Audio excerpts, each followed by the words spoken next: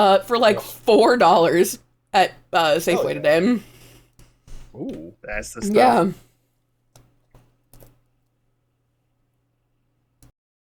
You know the cop from Die Hard? Yes.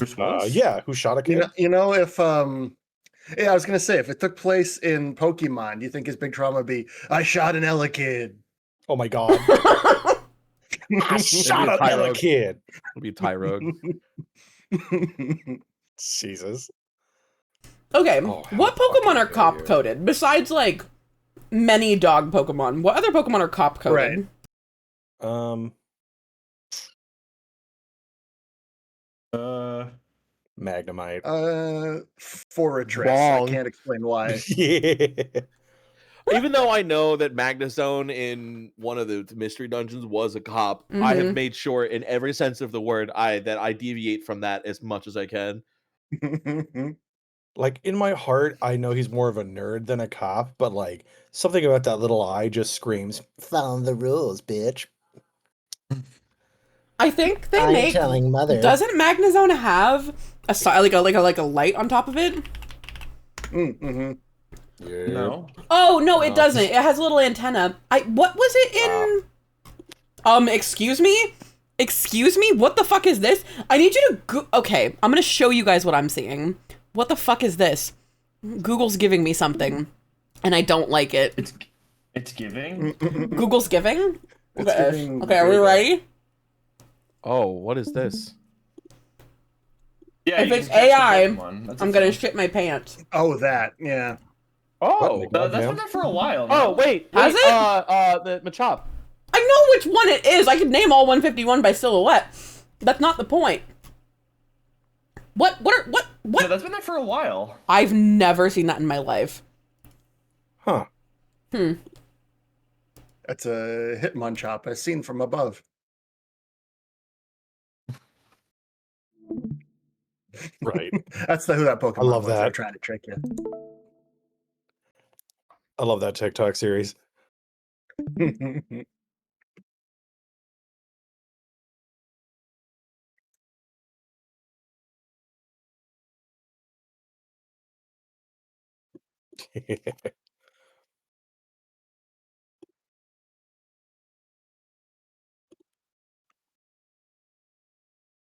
You are all good, King.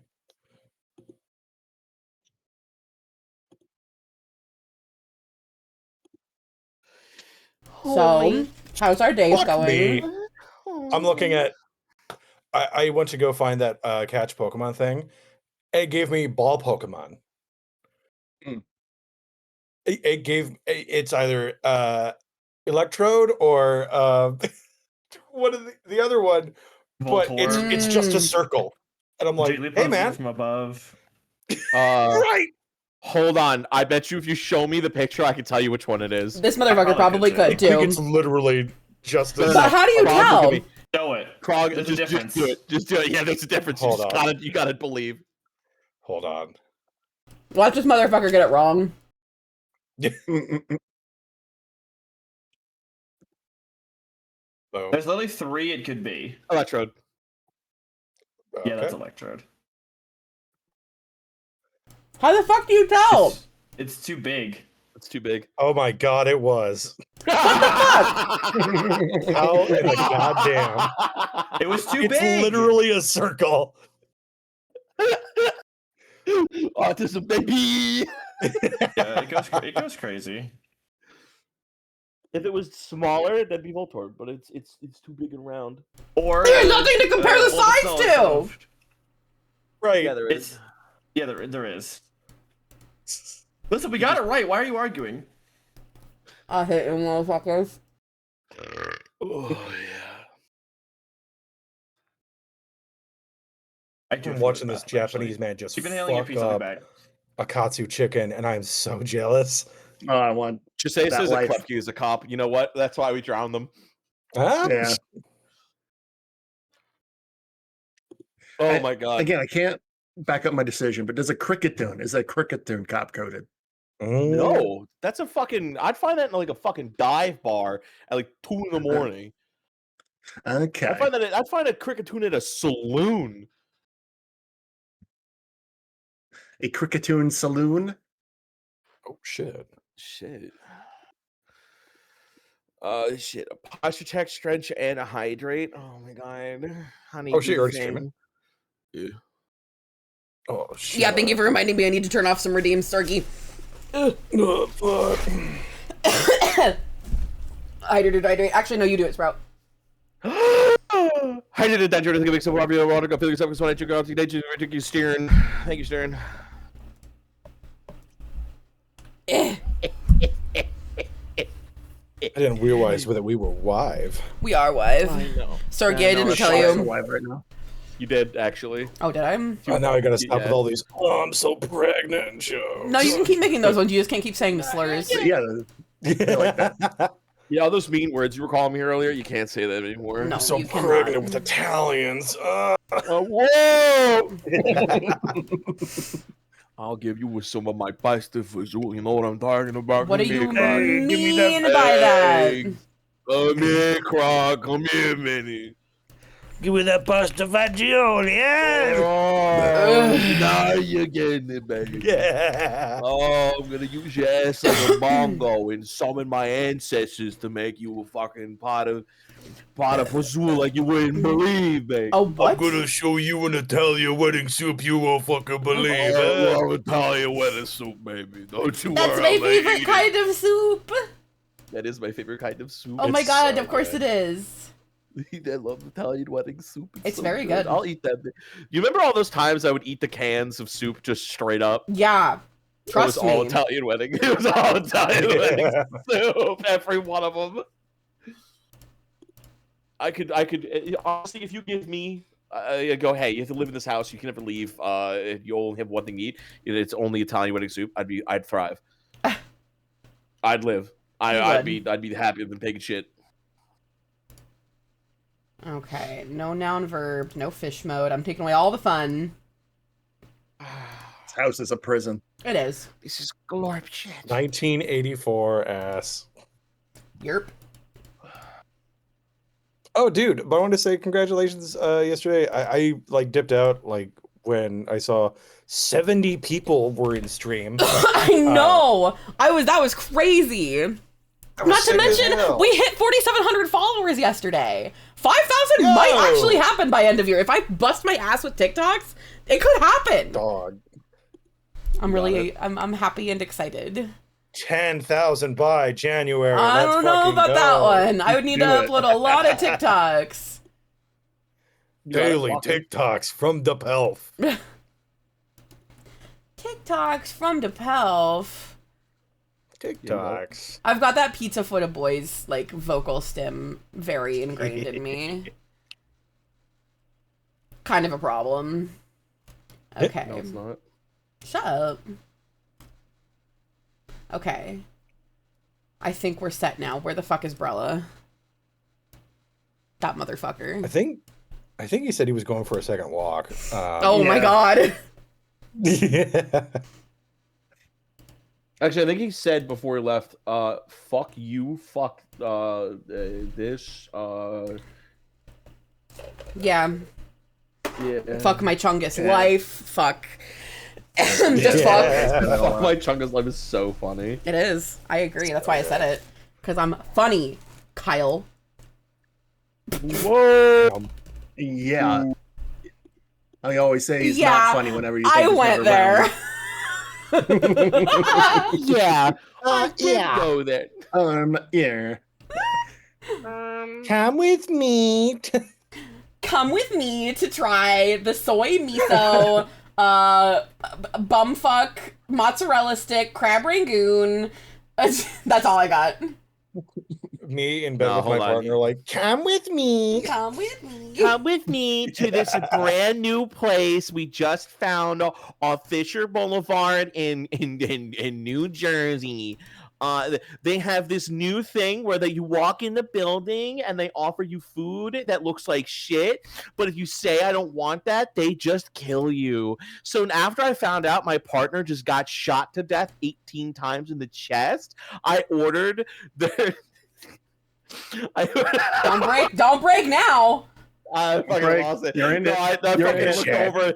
I looked over. I saw Krog go. I would nut, and then I fucking out. That's your solution to everything. I lost so my true. fog. What? I lost the fog that I was using for the deep Lost fog, the stuff. Oh Oh no, the fog is coming. Oh no. Ah, the fog. That's okay. I just Oh, I have found to... Krog in the fog. Put him down like a dog. Oh god, I wish I could be put down like a dog. Oh, but I'm just full of hot dogs. Shut I can't up. stop eating I them. want a hot dog. We'll buy it. Oh, I'll kill you. God. I'll Okay, kill listen, you. it's either this voice or the other one, and I know you don't want the other one. I don't want any of them. Any of them. That's not true. See? I hate you. I didn't even do that one, actually.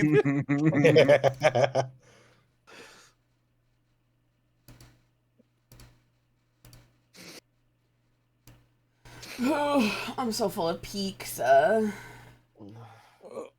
so pregnant with pizza. Emrys, how could you be full of something else that's not... Oh my I god. can't even fucking do it. Oh god, that was bad. Oh, Don't stop Yeah? now. yeah. Okay. Yeah. In front of all these Finish nice the bits, people. Finish your bro. fun joke. Finish the bits. Yeah, finish the bit, Sprout. We do still need to workshop that TTRPG character that you guys unlocked for donating. We gotta figure that out, and I pray that it's not voiced by Jennifer Coolidge. It's gonna be voiced by me. New PC. Kachan! Oh God. Sprout discovered that they have this voice the last time I was there, and it made me want to perish. Yeah, but the best part is that he didn't tell anybody I had this in the deck. No. So So they come back to stream and hit everybody with that full force. Oh yeah. It's Kachan. bad. Oh my you're, God. you're big naturals. I can't. Look Yeah, away. the Kachan Big Naturals was so awful. I hate you so Every much. time I look at you, Kachan, it's Taki go boing boing. I don't understand. Oh my god. God, I need Brother to Why come don't you back join us? so bad. Brella, get back here! so I glad that you can't could be join us, trapped in here! We're not beating the 20-minute starting suit allegations anytime soon. Good lord. What the fuck? Well, anyway, back to it, I guess.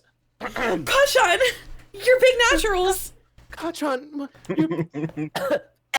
sorry, I came down with the sickness of not having your seed in my stomach. Deku, I made you a burger. God.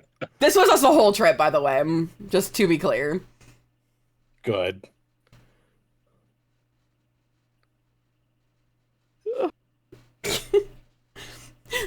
Brella! crying. Brella, get back Nope. here!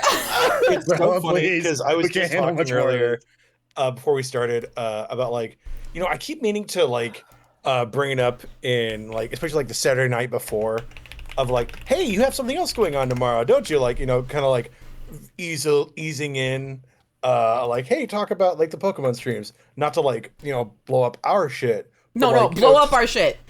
Yeah. But then when we have moments like this, and it's just like, yeah, this is what you really want to come for. Like, Perhaps we shouldn't blow up our shit. Maybe, No, we should. This is definitely this is what people come for.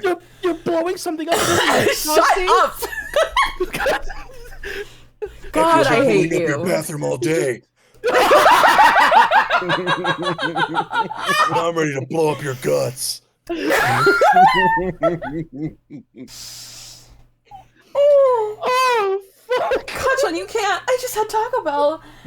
I'm gonna go plus Again. ultra. Now you come back! Now you come back! Oh, look who comes crawling back! What's the someone come in here and rub on my butt? It's like, Oh. someone come in Oh, here don't and say that put out loud. plus My ultra partner on will my come in and butt. do the entire thing. Was Those are the come entire over, audio. rub up the dead. Rub my fucking butt. Echo. Do you have the other half of it, the oils one? No? There's another half of it? Put it in Yes. chat. Put it in Twitch chat right now so everybody can experience it. And then Oh my God. we'll start the damn stream. I need to quadruple check that I have everything. Everybody's foogies are set up correctly, which is awesome. I have my notes. All the disruptive... I think disruptive redeems are turned off. Besides the Pokeball one, which is fun and silly.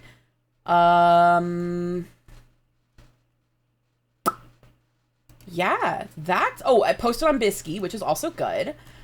Is everyone ready? Does everybody have a little drink? I have 2 drinks even. Oh, hell yeah. Oh my God. Kyle, if you, I will kill you. Has everybody been fed? Click the one on the right, chat. What? The Click one on the whole- right. Click the whole thing. Yeah, there's 2 Oh. buttons. You can click the one on the right. Oh, okay. All right. I'm going to bring us in as long as you guys are ready. I'm rubbing peanut butter on my. Pokeballs. Welcome in, Scorchy. Thanks for 22 months. Jesus Christ. All right. Rub my butt with oils. Sorry. I have to figure out Oil. Fuck it. a good Lock in, bro. layout It's not even for that hard. this. Yeah, you're right. You're my This fault, stream my shit is bad. mad easy. Lock it, yo, bro. That's what I've always heard from Emrys. I'll kill you guys. The stream shit is... Oh, the stream shit's so easy, especially when I click the right screen. Wow! Hi, y'all. How'd on you? I was gonna clip that actually. I will fucking Shut- leave this fucking. I will leave. You ain't I going swear to nowhere. I God. got you. I You got a in good here grip on this forever. fucking butt I plug, got you bro. for 3 minutes. What you mean leaving? The stream just started. 3 minutes. All right, gamers. How are we doing? Are we set? I've been rubbing my butt with oils. To think about. Okay. Higher time, dude. So last we left off. Actually, Brella, do you mind bringing us in with where we last left off? I believe Yeah, I can do we'd that. finished Hold on. our licensing stuff, correct? Yeah, keep. Well, I thought I was gonna do it. I'm Anyway. transferring into you. Last Go time. ahead. Last time we left off, we arrived in Deep Fog City. It was very cool. Reliance and Brella and Butter, I believe it was Butter, got to go fishing. Both Brella and Reliance managed to catch something. Brella. Bing, that's what I meant to say. Yeah, who the fuck is Brella? All right. Yeah. Yeah, fuck that. You're guy. ruining the theater of the mind. I'm ready to theater of the mind. My theater of the mind. Two of us caught something. Gary, our good friend, did not catch anything. Nope. Mostly because he was trying to talk to the captain about the wonders of Poke-communism. Communism, if you will.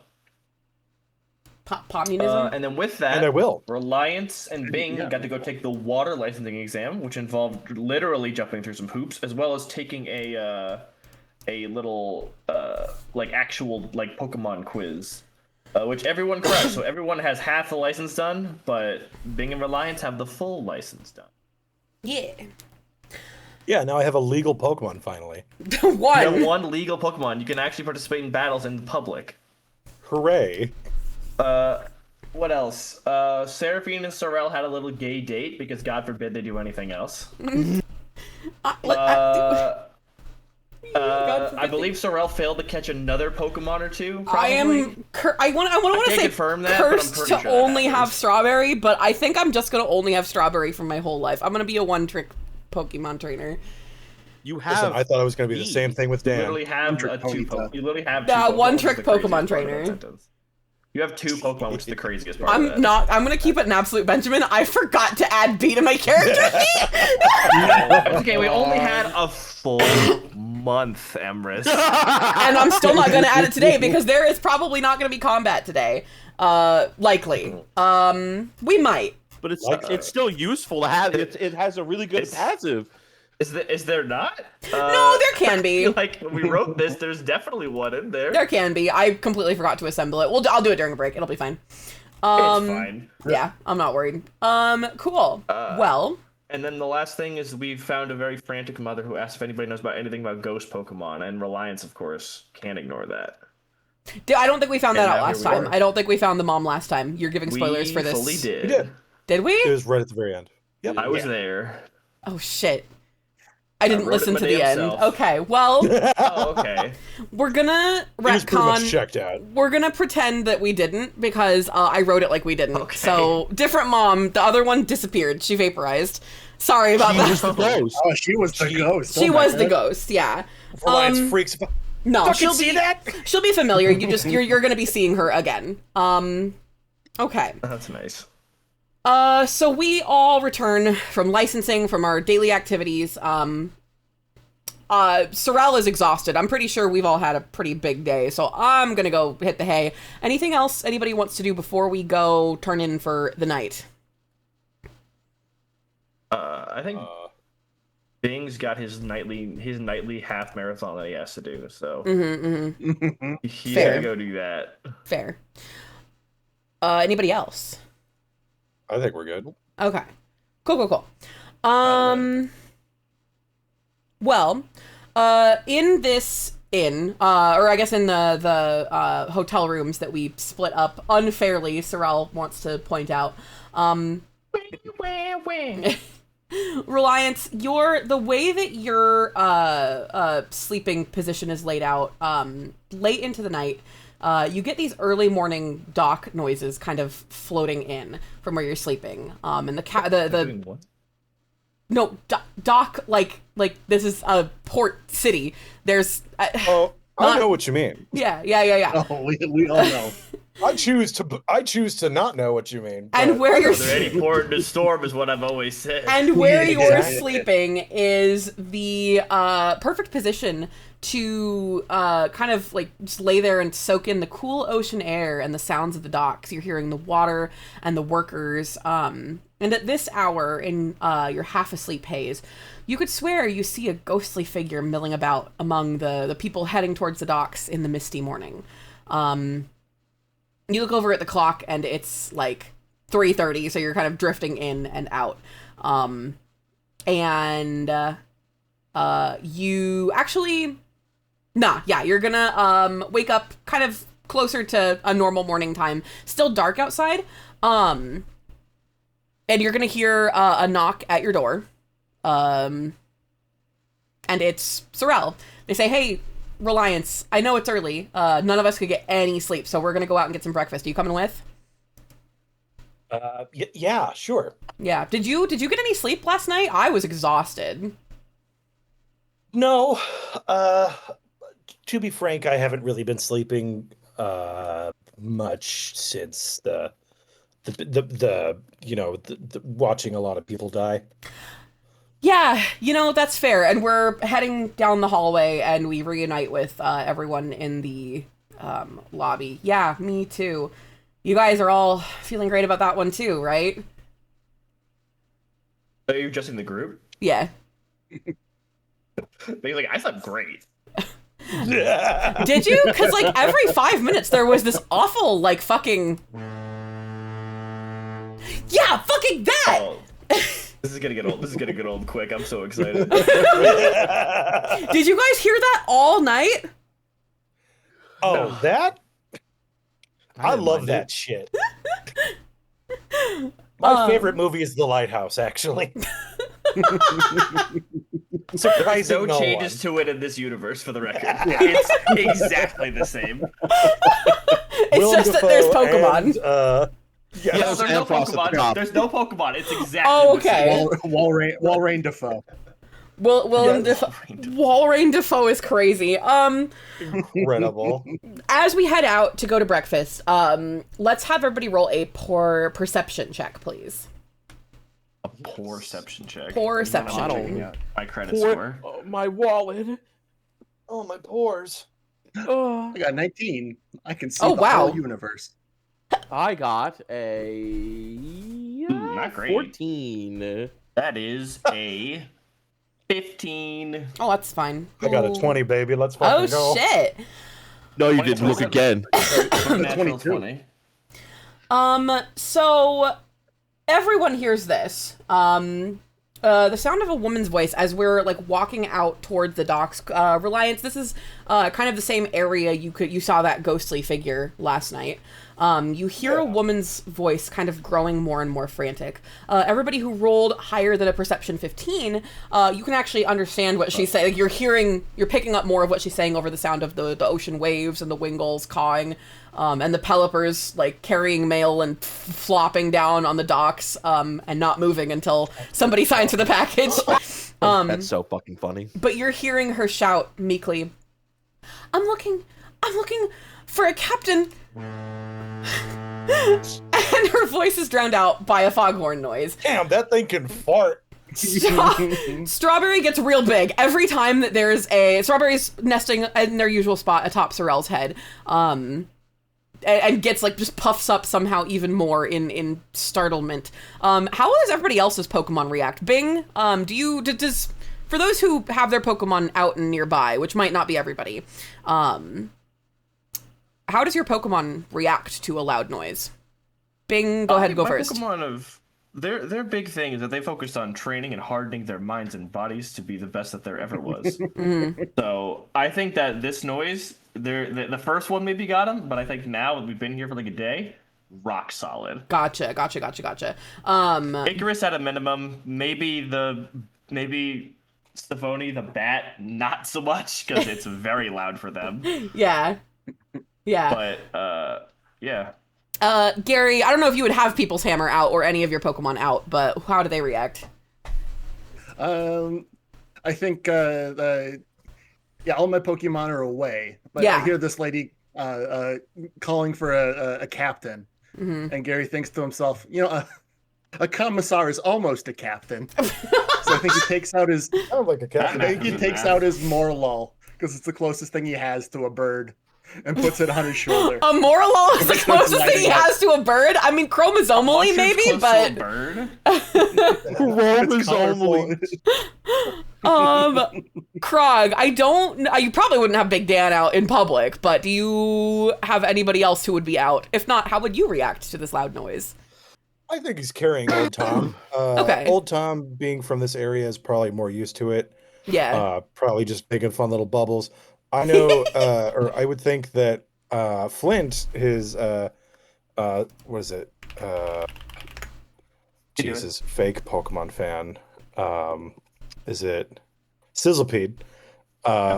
Is probably not a fan. Since he's a little bit, what's his nature? Oh, he's lax. He doesn't give a shit. Fuck it.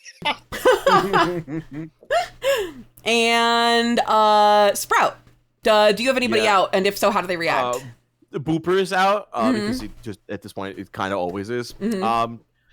I don't think he registers that there's anything really happening around. No thoughts. Booper hasn't heard So the sound yet. fair. Hasn't finished going through his thick ass skull. I would have thought that maybe he would try and like the way dogs howl at high pitched noises. He like tries to mimic the noise. You know what? I think you're absolutely right. I think that's exactly he like from my hood. He is doing that. It just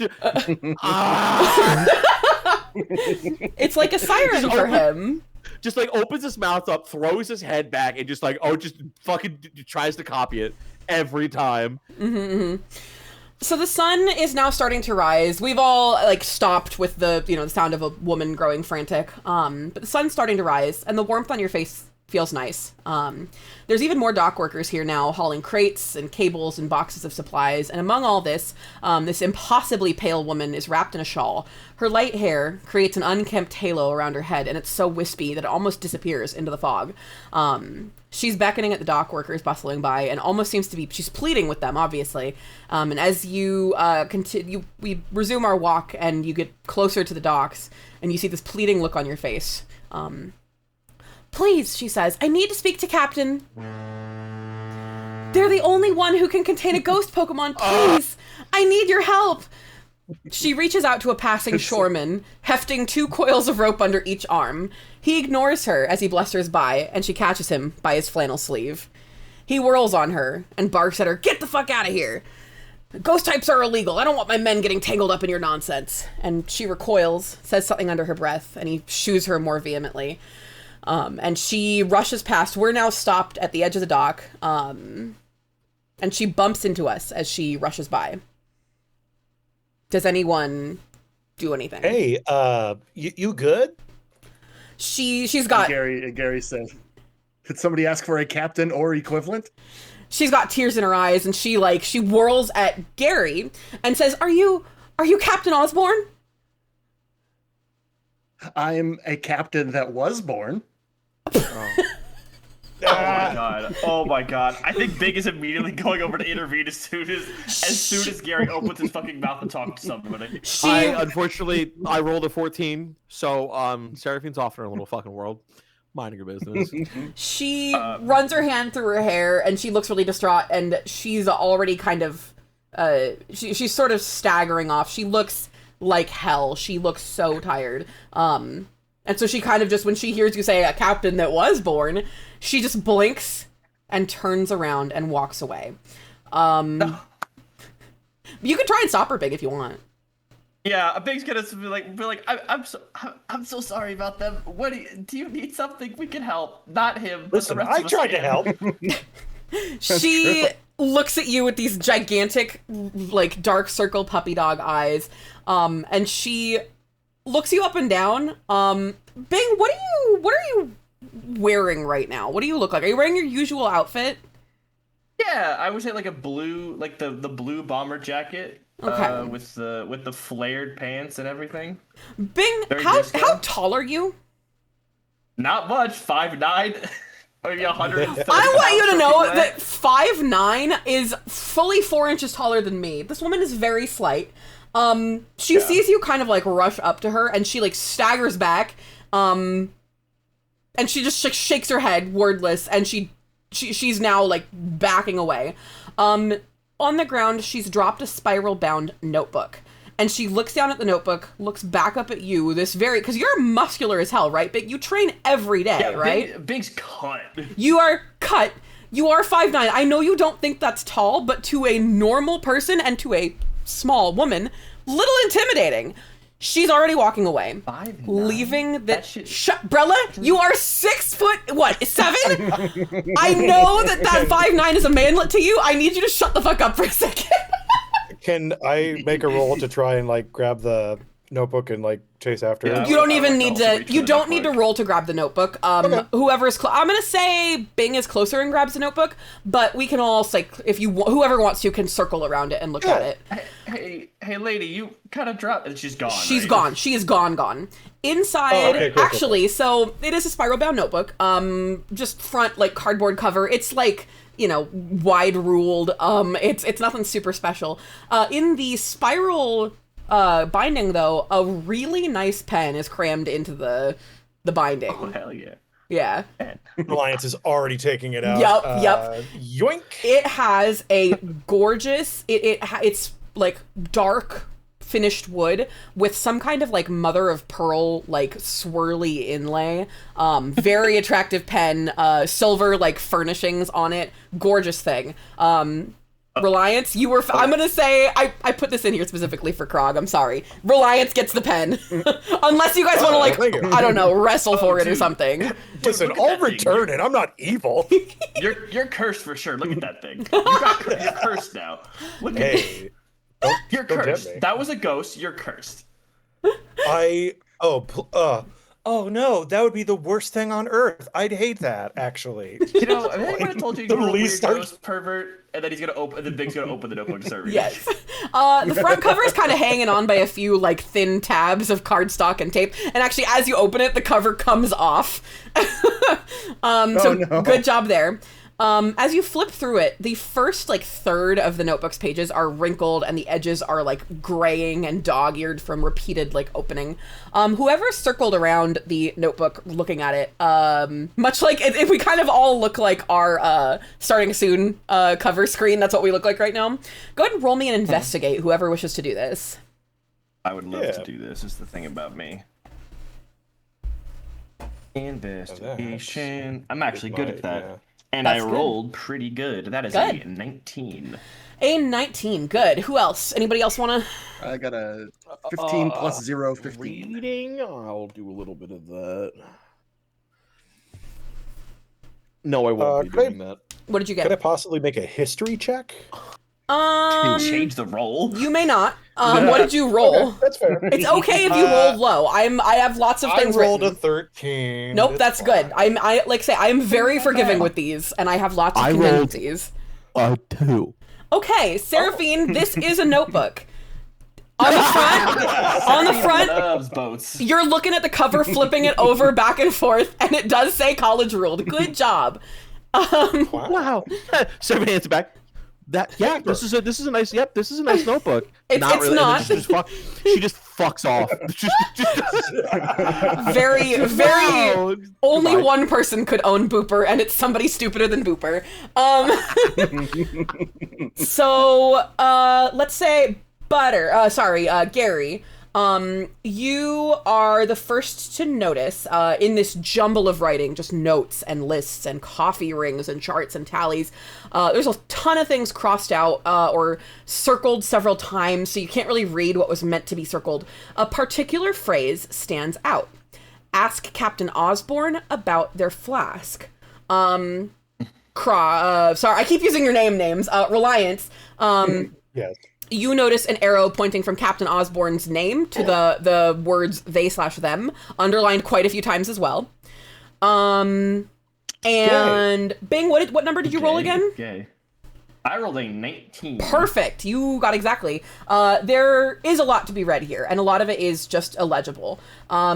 It's in kind of loopy mom handwriting too. And some of you are reading this at kind of an angle, but after focusing and reading for some time, you can see that on the inside cover reads, "Please return to Marla Greenfield, 666 Sargosa Way."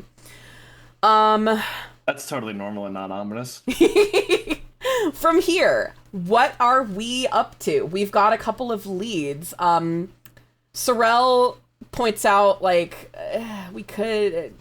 Marla, that's probably that woman. We could go bring this back to her and see if she needs something, but... what do you guys want to Reliance do? hungry, and... That's Brecky true. Going... I think we're probably going to be heading toward Brecky right now, so we're gonna get settled and kind of discuss what we're doing on the way and as we sit down. Yeah. I would like to, as Bing, I think wants to, I think he thinks of Sorrel as the only other person in the group who's really here.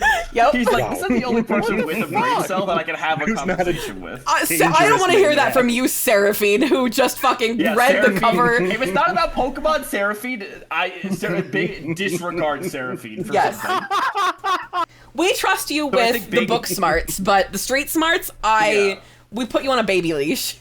Yeah, you are on a baby leash. You also almost got the entire party killed. You know how you wear Booper in the hood of your sweater? We're holding on to Booper's tongue like the leash. Good. And you probably could. He just let you. Yeah. Yeah. So Pretty. where do we want to go for breakfast, actually? Where there's a couple places. It's, Deep Fog isn't a huge town, but there's a diner. There's like it's Diner. yes. What's the diner called? The Deep Fog Diner. There's what looks like kind of a fast food place that's also open for breakfast, and then there's I don't want to say Mexican because it's not. There's no Mexico in Pokemon. Actually, fuck it. There's a Mexico in Pokemon. It just says Paldean, bro. It's Spanish. Sorry, Paldean. It looks like they serve Paldean cuisine. Paldean is different from Mexican. It is. It is actually. The Paldeans were colonizers. Why are we doing this? It's true. It's true. So which place looks best to us? I want to go to the Gary is an old man. He is honor bound to have a sit down breakfast at a fast food place. Oh no. But that's funny. Let's go do that. Do we want the fast food place? All right. What's the fast food place Yes. Let me think. It's. Can I suggest one? Please do. Yeah.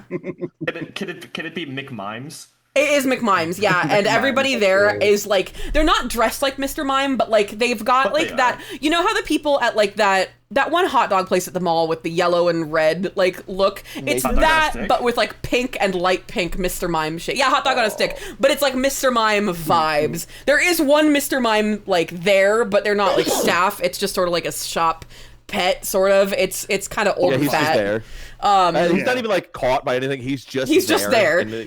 They named the restaurant after him. Yeah, so you get in. They've got like breakfast sandwiches, some kind of crappy looking breakfast burritos. They do serve like all the food all day. It's just like the breakfast signs are on right now. What's everybody getting? Gary's getting my McMuffin, but before he does that, he goes up to the counter and says, "Are you still doing breakfast?" We do breakfast all day, sir. It's 10 Turns around to the rest of the people and says, "They're still doing breakfast. It's okay." God. We still do we do breakfast all day, sir, from midnight to midnight. McMimes will have your favorites. Do you guys have any vegetarian things? We've got just like very for all the way in the back. All of our meat products have tofu alternatives. This person wants to kill themselves. Shit. But yeah, they've got like a tofu burger, basically. Tofu breakfast like sandwich. That sounds fucking horrible. Yes, it is. It sounds like the worst thing. Do you guys have that trap-inch meal? Sorry, the trap-inch meal with the added toy was discontinued last month. Can I interest them socks? The socks. Oh my god, it's like the Grinch meal. I just realized. That was a seasonal item. I'm sorry. Can I interest you in the McMime Kids meal, the Mime Junior Kids meal? I'll just take a single black coffee. It does come with a toy. All right, one single black coffee. Reliance, it comes with a toy. It comes with a toy. You gotta get the toy. What's the toy? Who cares? Get the toy. Okay. Yeah, I'll take the toy. Okay, so you want a single black coffee and a toy. They ring you up separately for both. Oh, yeah. Seraphine, do you want a toy as well? One junior tofu. Before they even let you finish, one junior tofu burger with a toy. They just look at you and they know. That sounds good. Can I have apple slices with that? And appy slices. All right, who's and you, sir? They turn to Gary. Skitters off to the back of the line again. Oh, Gary wanted the McMuffin. Did you, and sir? Did you want to add a toy to that? Looking at Gary. How much extra is the toy? Because I'm going to sit down at a fast food experience. I'm very pedantic about the prices. 75 poke cents. Fine, but this is going to be Seraphine's Christmas present. What? And then they don't say anything. They just turn to Bing. Yeah, can I get 4 Food Pheasant burgers? Actually, wait, hold on. And he counts. He's like, he pulls out looks at his Pokeball. He's like, can I get 6 Ood Pheasant burgers? Just lettuce, tomato, and meat. No bun. No bun. And 6 toys. I should never have let you guys come to the fast food restaurant. And Sorrel just orders like a breakfast burrito and a toy as well. Well, of course. And we're gonna go find a seat. And there's actually there's a play place that's specifically geared toward Pokemon. Not like larger ones, but like if we want to let our Pokemon get out and play here, we can. I wish I don't have any particularly large Pokemon. Yeah, do the we? same. Yeah, nothing like you wouldn't want to let like, you know, like a Lapras or like a Dragonite, you know. But we could let most of our Pokemon out. You can. It's pretty secluded. Like it's not facing the street. If you wanted to let, you know, everybody out here, we could. Yeah, I let Booper out, but I keep him by like on the table and like the booth. That and now the table is no longer safe to eat off of. Yeah. We have to move tables. Yeah. Seraphine does not. She just keeps them right there. Yeah. Lets them hang out and vibe. Mm-hmm. I think Bing probably puts everybody in the play place except for Tiamat, who is a Magikarp, so he puts them in a baby chair and lets them sit at the table. That's so good. I think Sorrel's gonna keep Strawberry on their head. They're not interested in playing. They're napping. What about Gary? How do your Pokemon play, or do they play? Gary does not let people's hammer out in case they start looting. the play place for hammer components. True, fair. It does let Great out. idea, actually. It does let out Class Warfare the Sneasel. Your fucking Pokemon names. I forgot about Class Warfare the Sneasel. And also, Morlo's still out from earlier, and Gary's using that as a pepper shaker over his Egg McMuffin. Nice. Mine Makes sense. McMuffin. And Reliance, you let any of your Pokemon out to play. Is Big Dan much of a play place enjoyer? Big Dan is actually blade up in the ball pit. Very honestly, it's probably safer than most of the things you'd find in there. Reliance letting his illegal Pokemon hang out in the ball pit is You just hear, insane. mommy, look at the ball pit, yay! And you just jump in, all of a sudden it's just real quiet. And then, oh my god! You hear fucking. So we enjoy our food. It's pretty good for being fast food, actually. What's up, how's the Seraphine? tofu burger? It is, as far as fake meat goes, it's not the worst you've had. I could say this as it's like it's not as bad as like the unpossible burger that you usually go with when you eat with your family, but it's not good. And Sorrel sitting next to you kind of like leans over and sniffs it and is like, "How do you eat that?" I don't. And then like I pull Booper's head back like a fucking trash can and just dump it in there. And just close him up, tap him on the head a few times.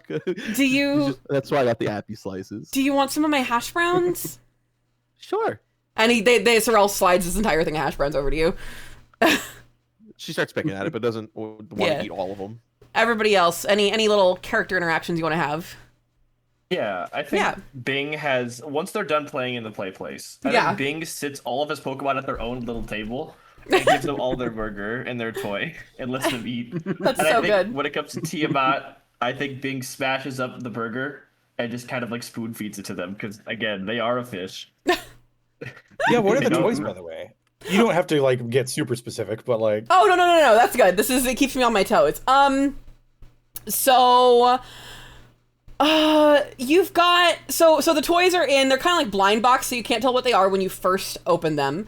They are all various Pokemon. Now these toys, when you open them up, the white like plastic, they're all plastic or like kind of vinyl-y plastic. All of the light colors are sort of yellowed. You can tell that these toys have not been refreshed or remade in ages. And it's then that you realize this place is empty. Nobody is in this bitch.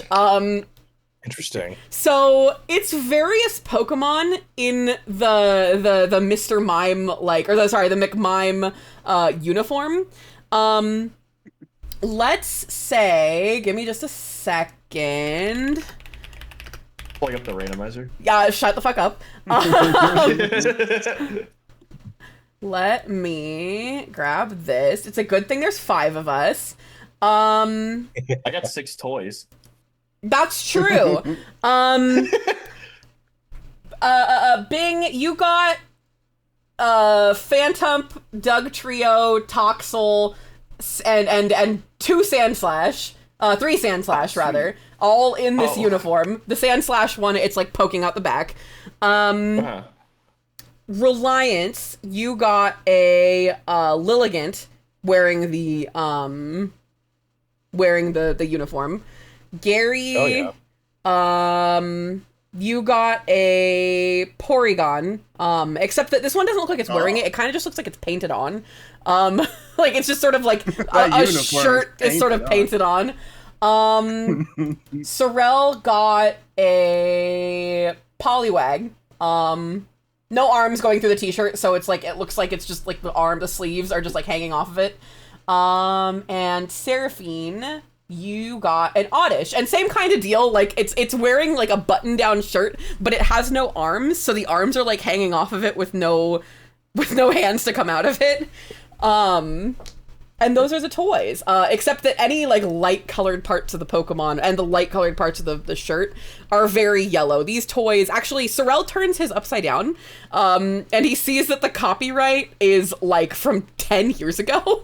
Oh, damn. Sarah just kind of takes the toy and just feeds it to Booper too. Feeds it to Booper. It's vital. You don't mind. It's Booper. That's Booper. Booper. That's fair.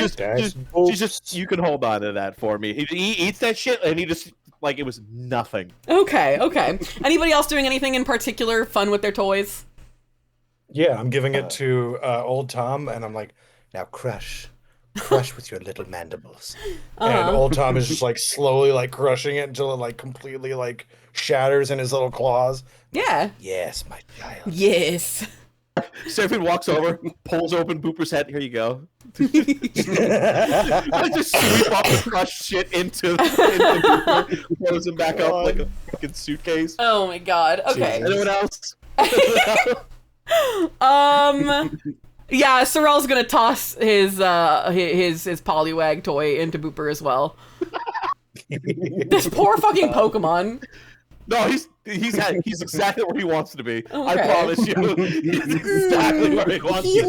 Booper craves plastic. Seraphine's like also putting the garbage in there too. Like The garbage, the wrappers from the sandwiches. Everything. Oh my gosh. Alright. Sorrel leans forward, kind of sipping on the OJ that he got with his meal. And thanks for the raid, Oli and Mikey. Appreciate ya. He says, well, do we want to go and chase down that captain before we go talk to that mom? Do we even want to help her? What's the plan, gamers? Bing is gonna elbow Sorrel and kind of like lean into their ear. He's like, listen, we cannot, look at me, cannot let those two go talk to that woman. And he's gesturing across the table. What are you talking about over there? To Gary and Reliance, you said, Brella? Yes. I can hear you talking shit. And Bing goes, I'm not. It just very deadpan. Reliance, calling you the Rizless Wonder would be gentle. And Gary, I can be normal around women about ghosts. We've been working on it together. Reliance, I want you to talk to Seraphine about a ghost Pokemon. Seraphine, do you react when I mention that somebody's going to talk to you about a Pokemon? Seraphine, what do you do? Seraphine locks the fucking back straight arms. Is she making eye contact with Reliance? Locked in like a lion eyeing a piece of meat. And Reliance, how are you feeling? So Reliance puts his hands on Seraphine's shoulder and goes, you ever wonder if the ghost Pokemon can still feel the ache of their past lives?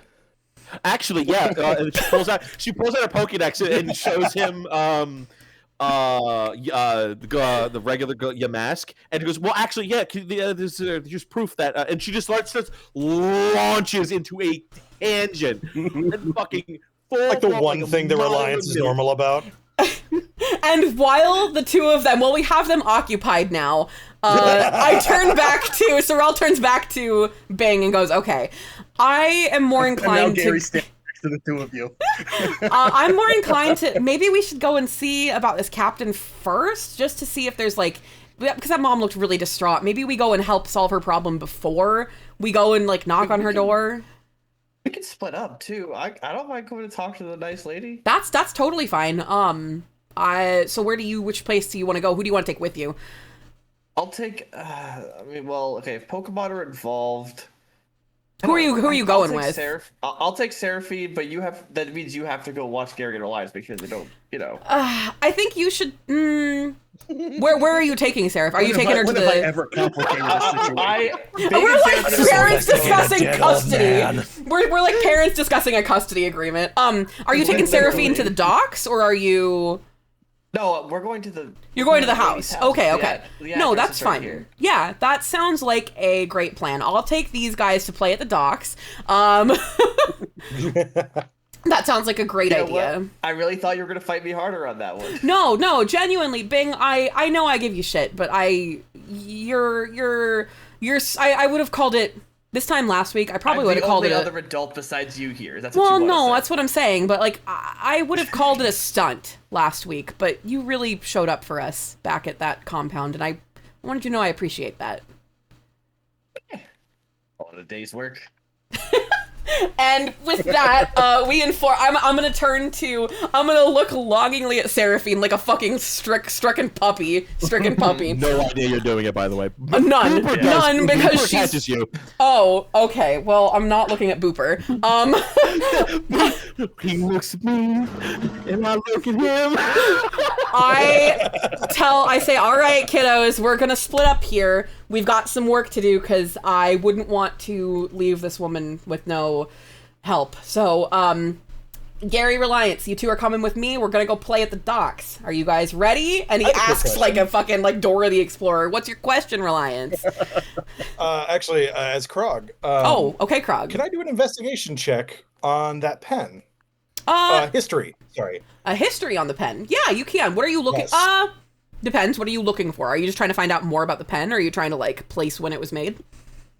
I'm trying to place, like the general, like what as a sort of like stationary artist connoisseur, what I know about like this pen type, because like certain pens like have very distinct like, you can tell this is from like this era of like manufacturing and stuff like that, if that makes sense. Yeah. Go ahead and roll that for me.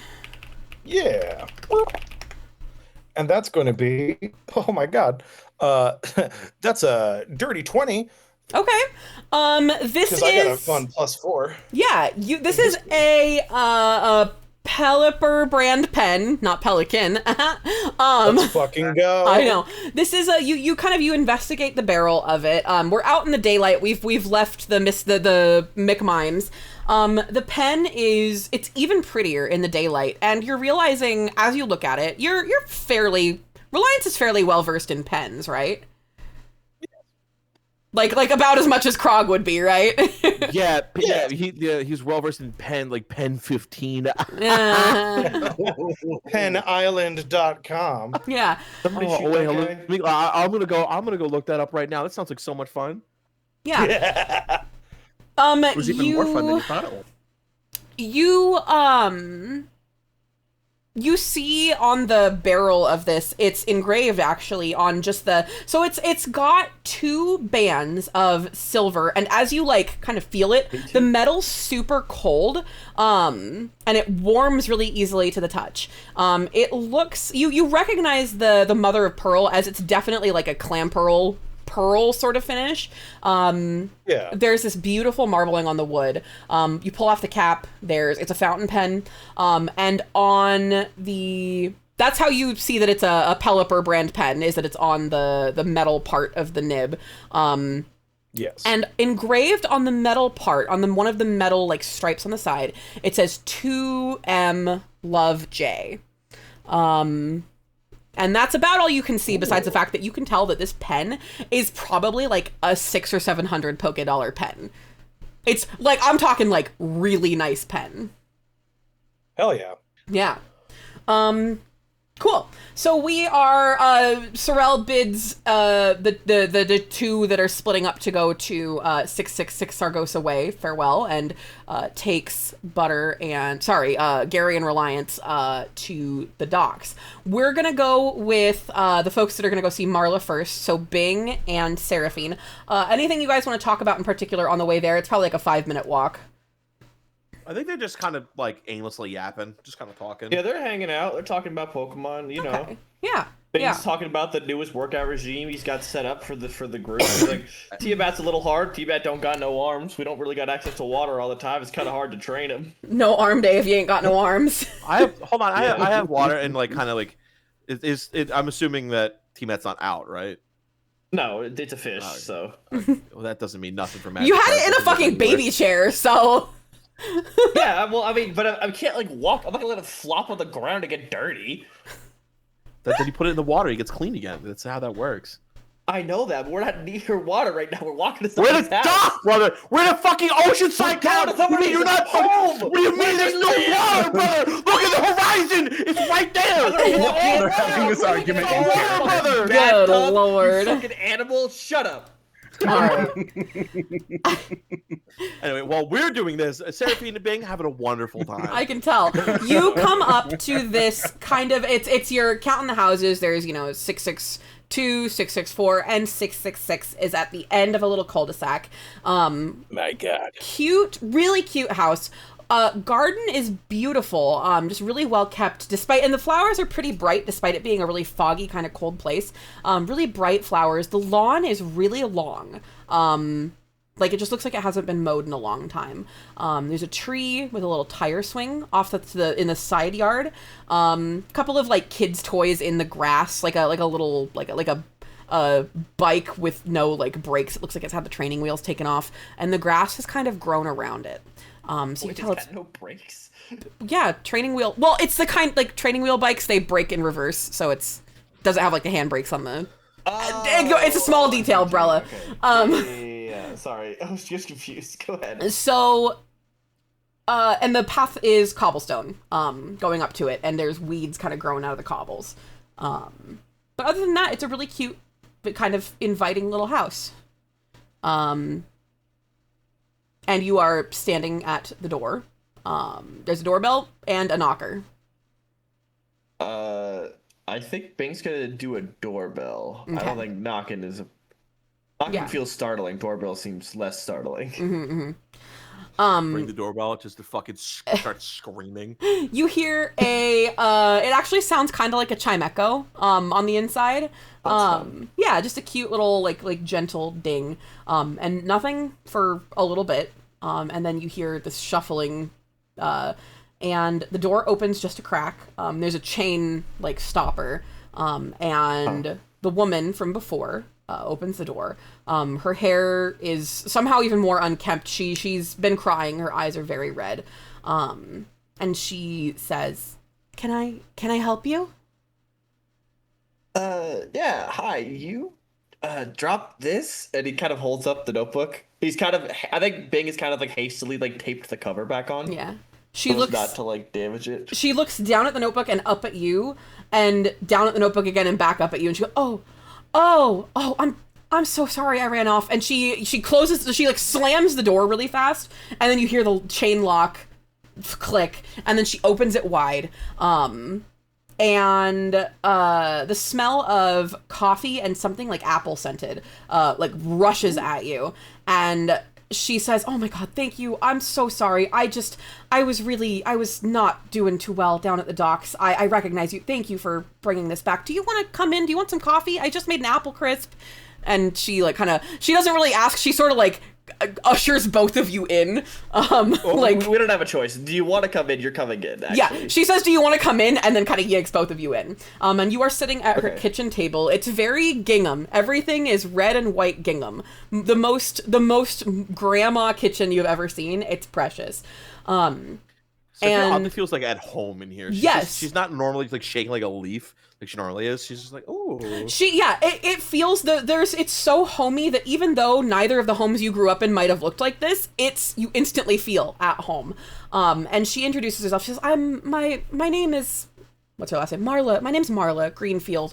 I'm so sorry for how I acted at the docks. It's just the last couple of, and she sort of like looks distant for a bit. She has a spatula in her hand holding a plate of apple crumble, and she just like stops. She says, "The last while has been a lot." And she places a plate of apple crisp in front of both of you, and then a cup of coffee. And she has like the Denny's like creamer and sugar. It's in matching gingham dispensers, by the way. Even though she doesn't look put together, her house betrays that. Her house is very clean and cute. And she grabs her own cup of coffee and sits down and just kind of looks haggard. Was there anything else I'm so sorry. I just kind of brought you guys in here. Can I help you with anything else? Thank you for returning this. This notebook is really important. Did she give us coffee too, or did she just make she gave you both. She gave you both coffee and the creamer. Yeah, I missed that. Okay, cool. Yeah, Seraphine like both hand cups the cup. Yeah, and she's having a time. The cup also, by the way, the cups also match. They have like a gingham like stripe on them. It's starting to get a little annoying. What is the shape of the mug? Like that rounded diner one, like the inward concave rounded. Oh. It's the perfect mug. Oh. Like I said, this might not have looked like the home you grew up in, but it still feels like home. Seraphine's she's thriving right now. She's like, just said set their ass to the gingham dimension. Yeah. I know, what the fuck. Yeah, so yeah, was there anything else I could help you with? I'm so sorry. Well, and then Big kind of eyes Seraphine to the side and just kind of like, in a sense of like, we're going to help them, yes? Like, trying to negotiate that, because I think they probably talked about it on the way there. You can like go back and have that conversation if you want, or you can like do it sort of like. I think this is funnier because Seraphine doesn't get it at first. She's like, okay, like Bing like eyes Seraphine, and then Seraphine's like, "What the fuck are you looking at me like that for?" And then you see the lights turn on. She's like, "Yeah, and then like returns the look. We were awfully concerned when we saw you. More importantly, is there anything that we can help you with? You seemed like you needed help, and we have been known to help." She lets out the deepest sigh, and she says, it's hard to explain with things in this country being what they are. And she lowers her voice. She says, I've got a problem that I think is with a ghost Pokemon, but I don't own one. And she's kind of like, she puts out her hands. I don't own one. I promise I would never catch a ghost Pokemon. So you can get in a lot of trouble in Volcera. You guys don't look like you're from around here. So I don't know if you know what happens to people and Pokemon who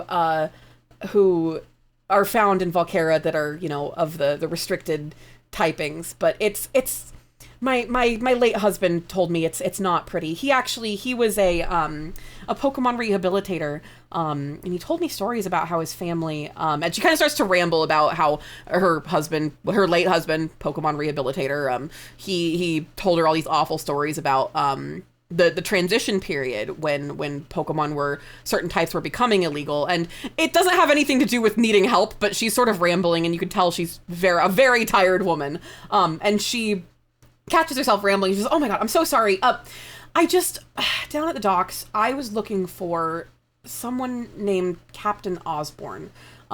They are supposed to be someone who knows. They're supposed to be this well-traveled sailor who knows about ghost Pokemon. A local tavern owner. I've asked everywhere. I mean everywhere. I even started asking like business owners, and I know the owner of the Tapu Tavern. She told me that there was a Captain Osborne who had a flask that had the answers to my questions or something. I don't know. It sounded really weird, but I just need to find this person. They're my last hope about this ghost Pokemon." And she kind of she looks up. There's this noise that's kind of like a solid like a low thump, and she looks up and she's like, "That's him again." And she just she looks up, and you can see tears welling in her eyes. I think Big immediately is confused in his head. He's like, that's your dead husband? she looks, she sees the confusion, and she's like, "Oh, it's well, you see," and she's like, "Maybe it would be better if I just showed you." And she stands up. I'd be able to tell you what's going on. Yeah, she stands up and she sets her cup down, and she leads you upstairs to, it's kind of a narrow staircase, very creaky. And as you go upstairs to the second story of this house, there's a bathroom on one side, with the door open. That's how you can tell it's a bathroom. On the other side, there is a door that's closed, and it's that old-fashioned like lock and key where you can keep the key in it to lock it. And she has her hand on the key and says, "Okay, my son, this is my son's room. His name is Liam. He's a very sweet boy, but he's troubled right now. All I can figure is that it must be some kind of Pokemon hurting him. I don't know. I've read everything I can in the library that possibly could tell. I just wish my husband was still here. He would know." And she starts to kind of mutter about it, and she turns the key and swings the door. It opens out, and she sort of steps back to let you see what's inside. And all the noises stop when she opens the door, and she gestures you in. And what do we see? Yeah, you both step in. and it almost looks like the Toy Story, like Andy's room from Toy Story. Very like pastoral, like fields painted on the walls. It kind of looks. It looks a little bit like it was like a nursery that was converted, because there's like sheep on the walls and that kind of thing, but there's like a big kid bed matching like sheep and green grass and blue cloud sky sheets. There's like an airplane like figure hanging from the ceiling, some doodles on the walls. There's toys scattered all over the floor. But at a closer look, a lot of these toys are broken. And you can see that the scribbles on the walls, like the doodles on the walls that somebody's hung up, they're kind of dark. They're of like really sad people. There's nothing happy in these crayon drawings on the walls. And in the bed, huddled in his blanket, is Liam. He looks to be under 10, probably somewhere between like 7 and 10.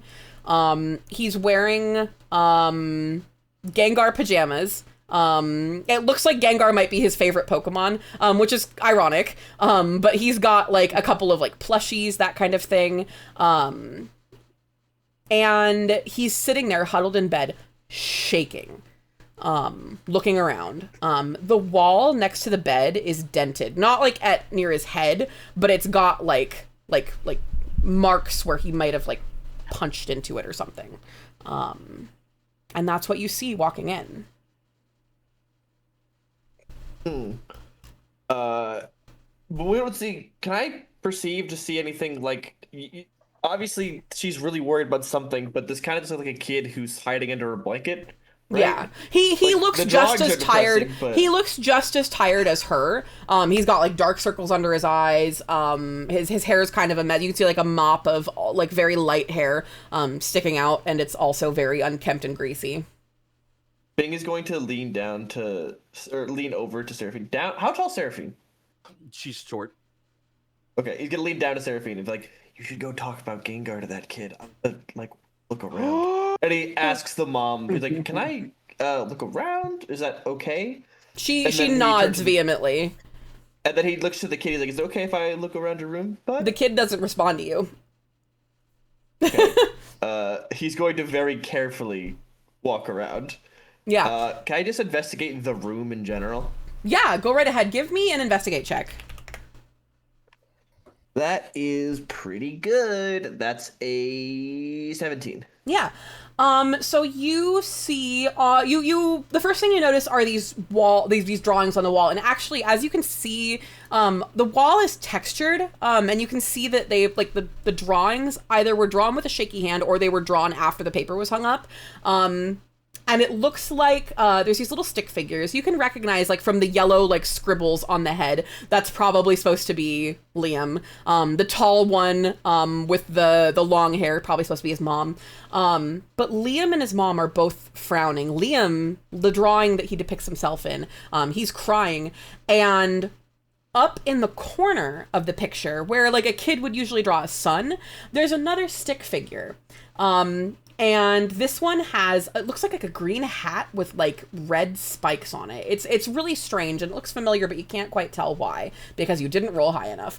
You also see most of his toys, including like a couple of like Gengar like plastic figures, are broken clean in half, like as though they were sliced. They're just like bisected. Almost all of his toys are torn in half. Plushies, plastic toys, little like race car toys are split in half. A couple of like pencils are lodged in the wall as well. And you kind of see them not really in a pattern, but they're all in like kind of at the same horizontal level. And that is what you see besides like, you know, clothes strewn about and normal little boy room things. Right. Horizontal level, would they be like his height? They are not. They are well above his height. They are even taller than, like, even if like an adult like jumped, like it would still be kind of weird for somebody to like stick those that high up. You know, it's taller than he would be able to reach. Definitely too deep into the wall for him to have like thrown them in. Extremely deep. They are like halfway into the wall. Yeah. Okay. So I think immediately Big Kid is on it. Is like, this is definitely not this kid or this mom's doing. This is something throwing pencils very violently into this kid's wall. Yes. Correct.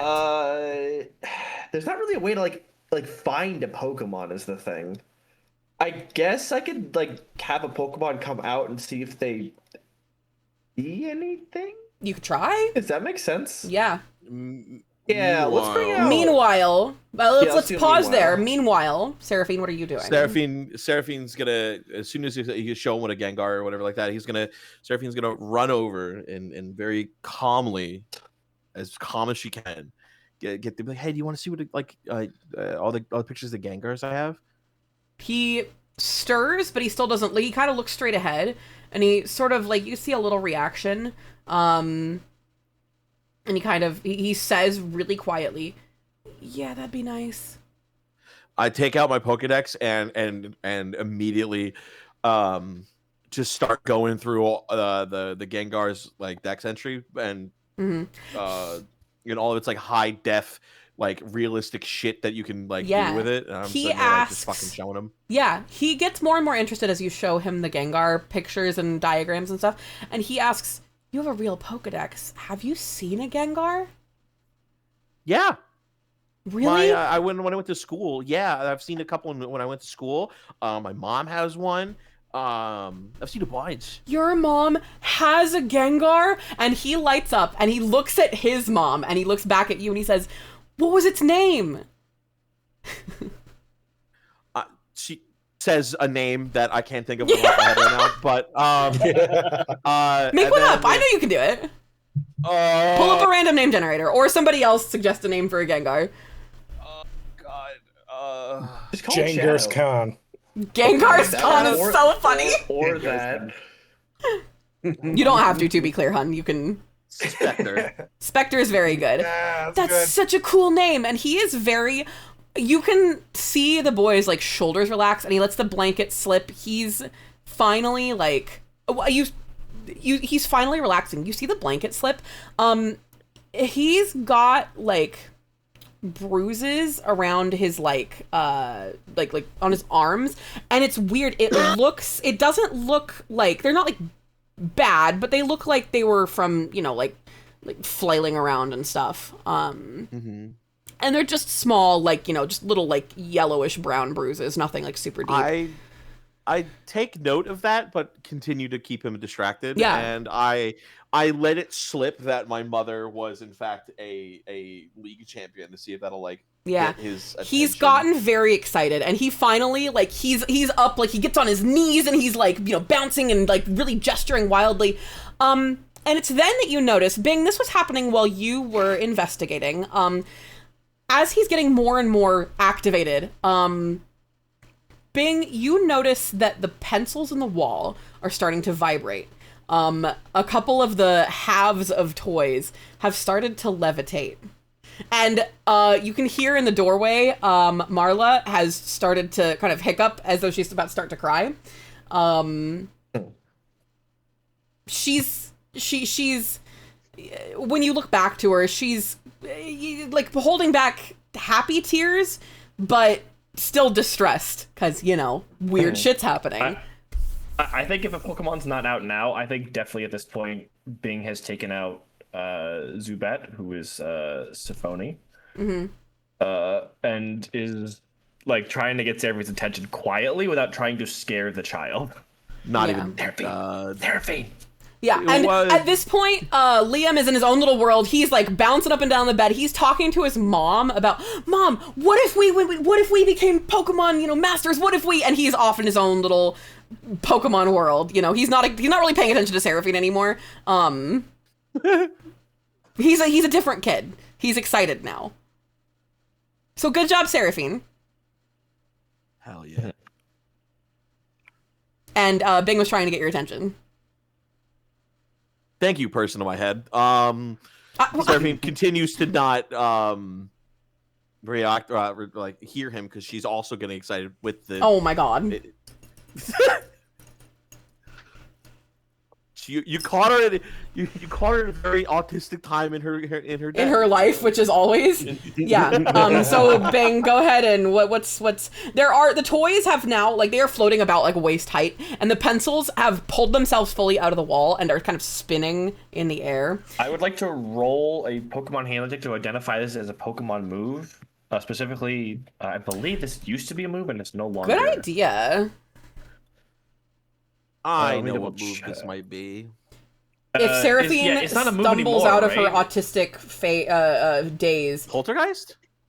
Oh, I was gonna go with Kinesis, but yeah, Poltergeist. I'm checking to see if this is a Pokemon move that I would recognize, but from my long-standing career as a trainer. Let me double check. Hang on. Well, go ahead and roll that. If you're looking for a particular Pokemon that can learn it, the Pokemon you're thinking of can learn it. Yeah, that's what I was thinking. Good. That's a 15 plus Pokemon handling 20. Okay. Do you also check that? So are you still being autistic? I'm gonna go with yeah, unfortunately. Okay. That's fine. Yeah, Bing, you do recognize it as it, from what you remember of like Kinesis looking like. It's kind of hard if you're not like psychically attuned, or like a ghost type trainer who's also like not psychically but ghostically, I guess, attuned. We know someone who could help with this. That's true. He's bad at talking to women, so he's gonna come. He's busy. Yeah, you do recognize this as in fact Kinesis. Okay. I think now Bing is going to like Seraphine, there's a Pokemon. I think he's like, wait, why am I whispering? Seraphine, there's a Pokemon. Again, like fucking very deadpan. Like just 180, like an owl turn. And she's what? Yeah. And then you would now notice, I think, everything. And Liam has gotten pretty activated. He's stopped jumping and he's holding on to like the bedpost and he's frozen. And Liam's mom, Marla, rushes over and she's holding the side of his head and she's, I was like, Liam, and she picks him up, takes him into the bathroom, and you hear like the sound of like a pill bottle shaking. Can we? Okay. It's nothing bad. She's giving him melatonin. She's giving him one melatonin, Brella. It's fine. And you can hear her kind of softly like humming to him, holding him in the bathtub because he has fully frozen. What are you guys doing now, alone in this child's room? I guess we're trying to find whatever is using Kinesis. What was that, Sprout? That's a good question. Did the Kinesis stop when he left? It did not, but the things froze when he froze. Like the pen stopped spinning, all that stuff. Seraphine kind of puts her hands to her head, trying to rack her brain of what the fuck is going on. She's doing a brain blast, Jimmy Neutron style. Yeah. While you guys are trying to suss this out, I'm picking up the perspective. I am moving it to the docks. Yeah. Gary, Reliance, and Sorrel have made it to the docks, where we are. Well, what are Gary and Reliance doing now that we are at the docks? Sorrel kind of has an idea, but do you guys want to have any character interactions on the way there / as we're there? Yeah, I think on the way there, Reliance is talking to Sorrel about you have like a little Pokeball maker, right? Yeah, and he whips out a nest ball that he had cooking. This is what I had cooking from yesterday. I just put in another one. It's kind of a complicated process, and he starts being autistic about ball smithing. It's like, there's this and that and the other thing, and you've got to let it sort of cook for a bit to soften up the apricorn, and he's talking about ball smithing. But tonight I'm going to be making another love ball for Seraphine for normal reasons, for no other reason. It's just that she broke the other one, and he's his face is beet red. Yeah, but he Reliance is rambles about the Pokeball like maker. It's really more of like a primer. Right. Well, one of these days, I'd love to commission you for a dusk ball or two. When you're done being gay as fuck. Yeah, for sure, my man. Like, absolutely. I'll get that one started tomorrow. But yeah, I think first we should probably talk to the Port Authority. I mean, and Sorrel hears authority and he kind of goes, ugh. Gary, when Reliance says Port Authority, what do you do? Yeah, are we at the docks? Are there We dock are, workers yeah, around? we've stepped up. We're kind of at the end of the docks, sort of figuring out. There's a few boardwalks leading up to. I'm gonna say there's like 4 sort of separately spaced boardwalks. The whole like docks area is probably like a mile long, and there's a few ships of various sizes. There's the biggest one there is you can see on the side. It says SS Olivine. Big metal white and red older looking ship. It has some like scratches on it that show some like silvery metal coming through. The rest of them are all smaller like fishing boats. Interesting. And the SS Olivine is the biggest, like proudest looking one. It's old looking, but it's very like clean. There's like you see people up on the deck doing like lots of like intricate looking work. And there are 4 docks, so four or 5 boats. And then probably, I would say, like 10 or 12 people on each dock just doing various tasks. There's a building at the end of each boardwalk and a larger building sort of positioned about 20 feet away from where the docks start. And it does say, Deep Fog Port Authority with like a storage building off to the side. Yeah, so we can, and Sorrel goes, we can, I mean, authority, and he sort of like waves his hand a little. We can go wherever you guys want to go first. I'm sure we'll find them. Totally legit. My whole thing is and Reliance gets a little quiet, and he's like, yeah, when I was younger, I grew up kind of back and forth between Cyanwood and Olivine City, and divorced parents. Sorry.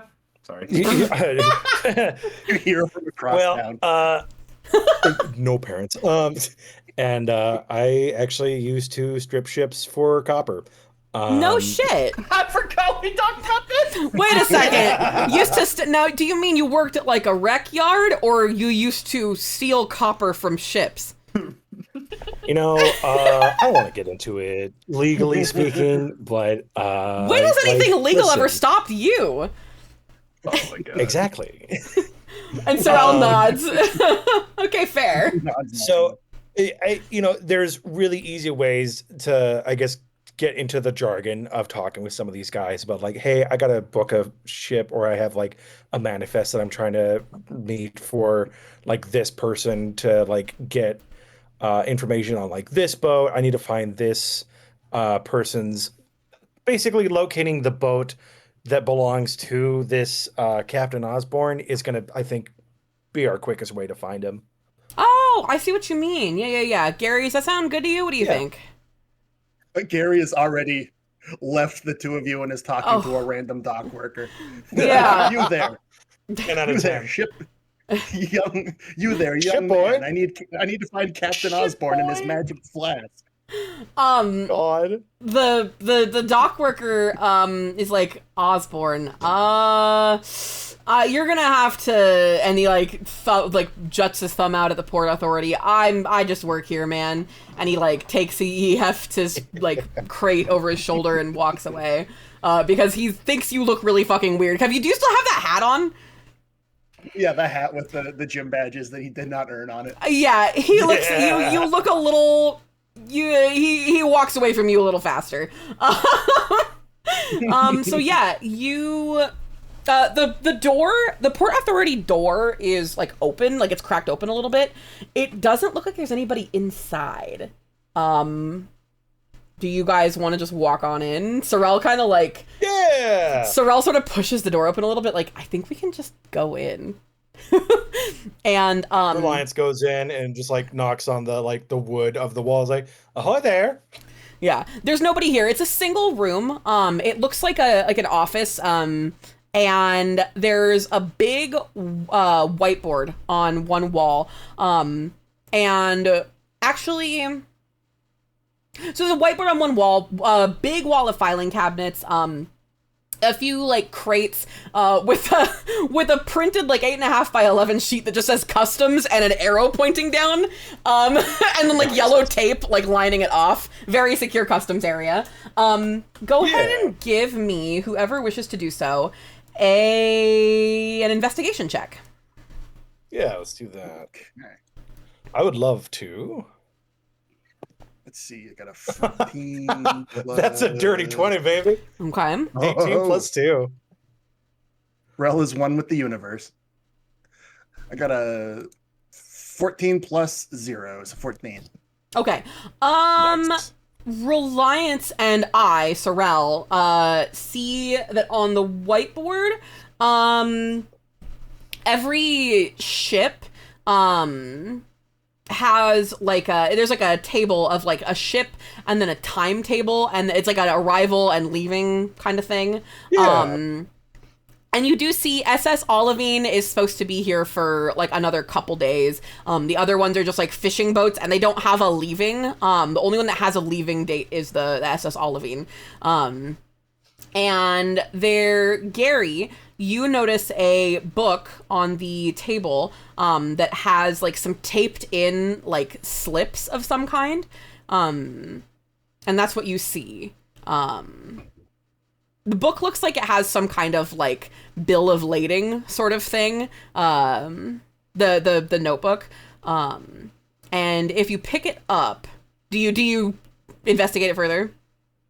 Yeah. Gary says, "Oops, I tripped in this book. I better make sure it's okay." And he starts reading it. Yeah, it's got bills of lading, and you can see that there is a kind of extensive. There's a few pages that have like it's like SS ships a lot fish. The SS Butterchunk fish. It's a lot of fishing in this town.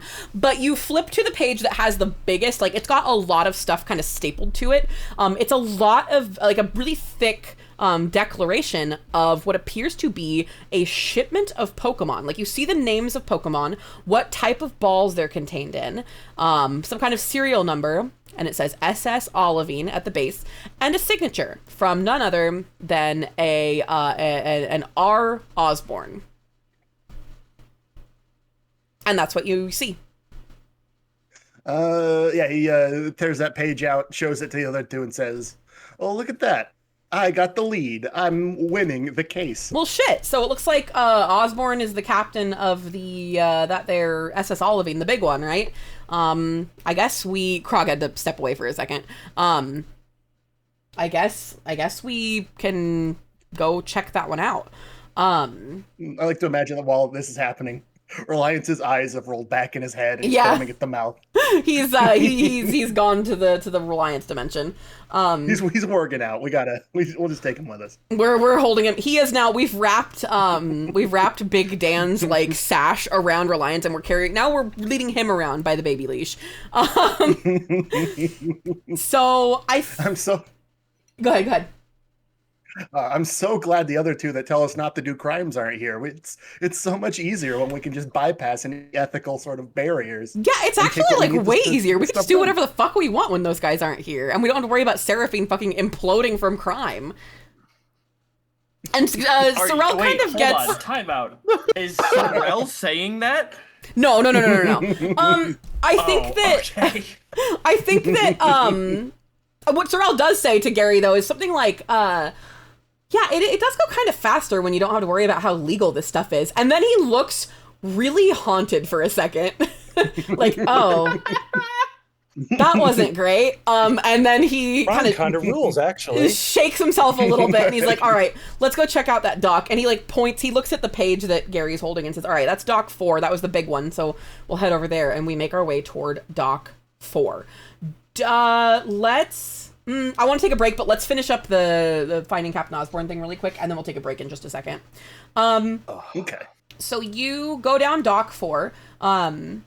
It's it's more organized. Like there's less like crap strewn about on the dock. Like it seems like this Captain Osborne must run a really tight ship. But no, everything's super organized on this dock as opposed to like cables that you might trip over on the other ones.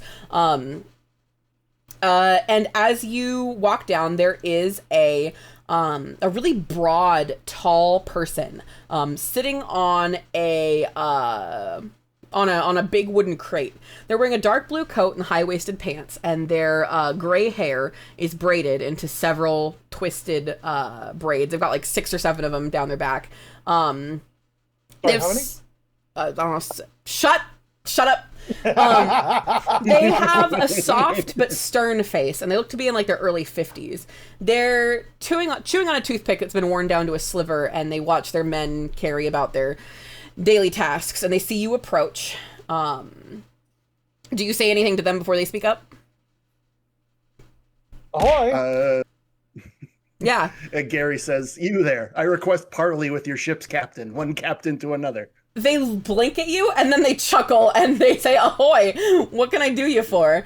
And they're looking you all up and down because you look not like shipwrights or any kind of like ship folk here. Or ship wrongs, really. More like ship wrongs, yeah. Sorrel goes, yeah. Sarah, you want to go first? Go ahead. Yeah, whoever wishes to go first. It's not Sorrel. Please, Sorrel. Sorrel's like, hey, this is gonna sound kind of weird. And he sighs. He's like trying to figure out how to explain this because he hadn't thought this far ahead. Meaning Emrys hadn't thought this far ahead. Ask him for his magic flask. I think that's the captain based on his air of authority. They sigh and say, so this woman, there was this woman around the docks, very like light-haired, ghostly looking woman. She, it seemed like she was having some trouble with something.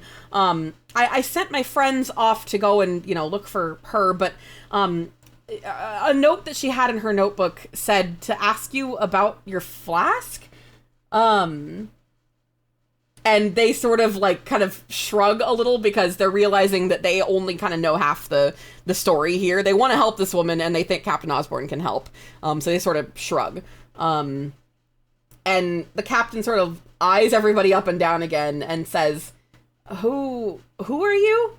And Sorrel introduces him. Yeah, Sorrel Blackthorn. I'm a Pokemon trainer. And they turn to you guys. Gary Stelios, hero of the revolution. You may have heard of me. No, they reply. Well, shit. And they turn to Krog. I'm Reliance. No last name.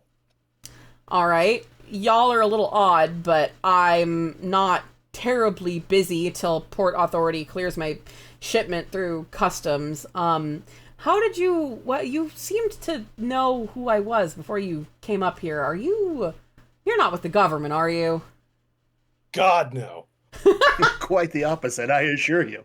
They relax. When you say quite the opposite, they actually relax a little bit and they go, oh, well, that's good. Because I've got a shipment that Port Authority, the local Port Authority will probably be fine with, but I don't know how the government's going to feel about it. But they sigh and they heft themselves up. They're like, huh, and they get up and they say, all right, well, where's this woman? And we set off toward the direction of 666 Saragossa Way, Drive, Street, Road, whatever the fuck I said before.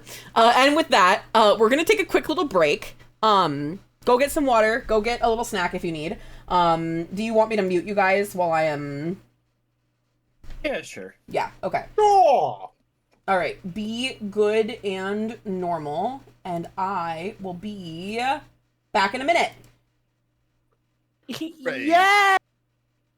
All right. We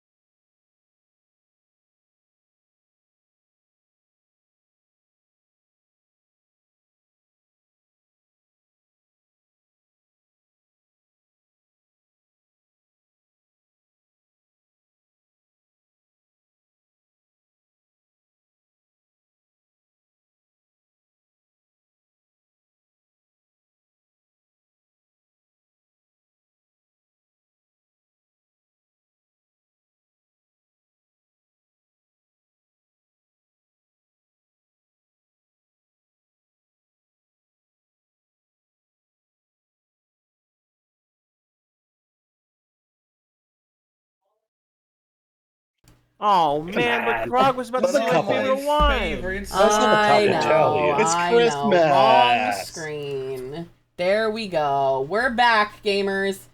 Welcome back. We left off with the elf not here. Hang on. Come on. Did you forget to? Elf has been disappeared. I have been disappeared. There we go. I am returned. I just didn't re-enable it. Yeah, so we left off, we had collected, the good Captain Osborne. And, yeah, we are, so I think, the gang is headed your direction, Seraphine and Bing. Since, in the brief time that, you know, in the interim, Marla has laid her son down for a little nap, and she's taken you back down to the kitchen to sort of explain some more background. She says since about month and a half ago, he's been having these horrible dreams. They've been keeping him up. They've been keeping me up. You saw what happened in his room. The only thing that really helps, like, is getting him to sleep for a little bit. We can, you know, give him some melatonin, but it doesn't help for long, and neither of us have slept for longer than a few hours at a time, and it's been so hard since his dad passed away. It's just... And she kind of just trails off. She's looking into her coffee cup. You guys are back downstairs at the gingham table. Yeah. So absolutely, we didn't identify anything else in the room then. You didn't find anything else of note, not in his room. You haven't looked too much at the rest of the house. It is just then that you hear another knock at the door. She is still staring at her cup, and she stands up. She talking about it seems to be pretty painful for her. So she's in a daze, sort of making her way to the door. Gary Seraphine is still like trying desperately to rack her fucking brain on what the hell that was. She's like speed running through her Pokedex, like what can this be? What can this be? She's speed running through her mental one. Yeah. What's the difference between? She's like, fuck, dude. It got like 3,000 different Pokemon coming through her brain right now. She's like, yeah. Arguing with Bing, how are seeing the rest of the group? Before she's gonna go answer the door. Do you anything while you have the room to yourself? Bing is going to talk to Seraphine and kind of like need to figure out what's going on. The kid seems like it's clearly not his fault. There's clearly a Pokemon somewhere. I know, I can't. I'm trying really hard to think about what it is. I got like... You're too far from your mic, Sprout. She's also was like under her breath whispering too, but she's I'm trying to think. I there's so many different ones that fit the bill, but none of them. Here's the thing. She's like, Go ahead. Go ahead. No, Bing first. I'm gonna pull Reliance aside. He's, I think, going to be our biggest authority on this. Can you update everyone else on what's going on? And most importantly, and he like holds Seraphine's hand and like looks her in the eyes. Like, I need you to make sure that there are no incidents vis-a-vis the Commodore. Who? Did Seraphine say who? Yes. And he's like, Gary. Oh, he's a Commodore now? Oh God! No, he's on a whole thing. You hear people shuffling in. You have been ushered in. Gary, Reliance, and me, Sorrel. You have been ushered in. Gary loudly from the other room yells, "It's okay. The commissar is here." And as soon as it hits Seraphine's head, she gets the same dazed look that Bing is giving her right now. They are all welcomed in. A plate of apple crisp and a cup of coffee is thrust in front of you.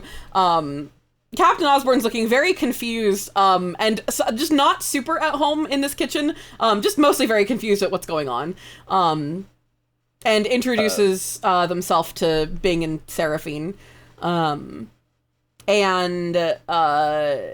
want to hand wave you guys catching up?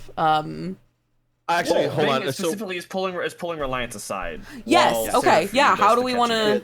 Cool. Let's Seraphine first. Yeah, you catch up, Captain Seraphine's Osborne. gonna grab, come up to everyone, grab Sorrel's hand and and try and grab the other guy's hand to kind of pull everyone in. But I'm assuming he doesn't really let that happen. So it's just Seraphine now holding Sorrel's hand, not thinking about it. Mm-hmm. And now, are we going? Are you taking them back upstairs? Is that what's happening, or? Yeah, and also mag dumping in a lot of information at once, and any chance of any confusion, she'll just repeat the damn thing just as fast. Yeah. But she's The stairs are pretty narrow. It's Captain Osborne's shoulders kind of take up the whole stairs, so they kind of hang back on the first landing, but you can see them sort of squinting and looking straight up at the ceiling. They are locked in on something. Reliance Bing. What's Bing saying to Reliance? Bing is pulling Reliance aside, and he's like, listen, I need two things from you right now. One, I need you to be so cool and do not talk to the mom at any point. Okay, bet. I think this is the first time Bing normally that's a funny haha. I think Bing is being extremely serious right now with Reliance. Yeah, right. Mm-hmm. He's like, 2, there is a ghost Pokemon in this house. I need you to help me identify it without scaring the child it is haunting. Oh. If you scare the child that it's haunting, I will beat the shit out of you. Oh, no. I'm great with kids. Women, not so much, but kids, 10 out of 10.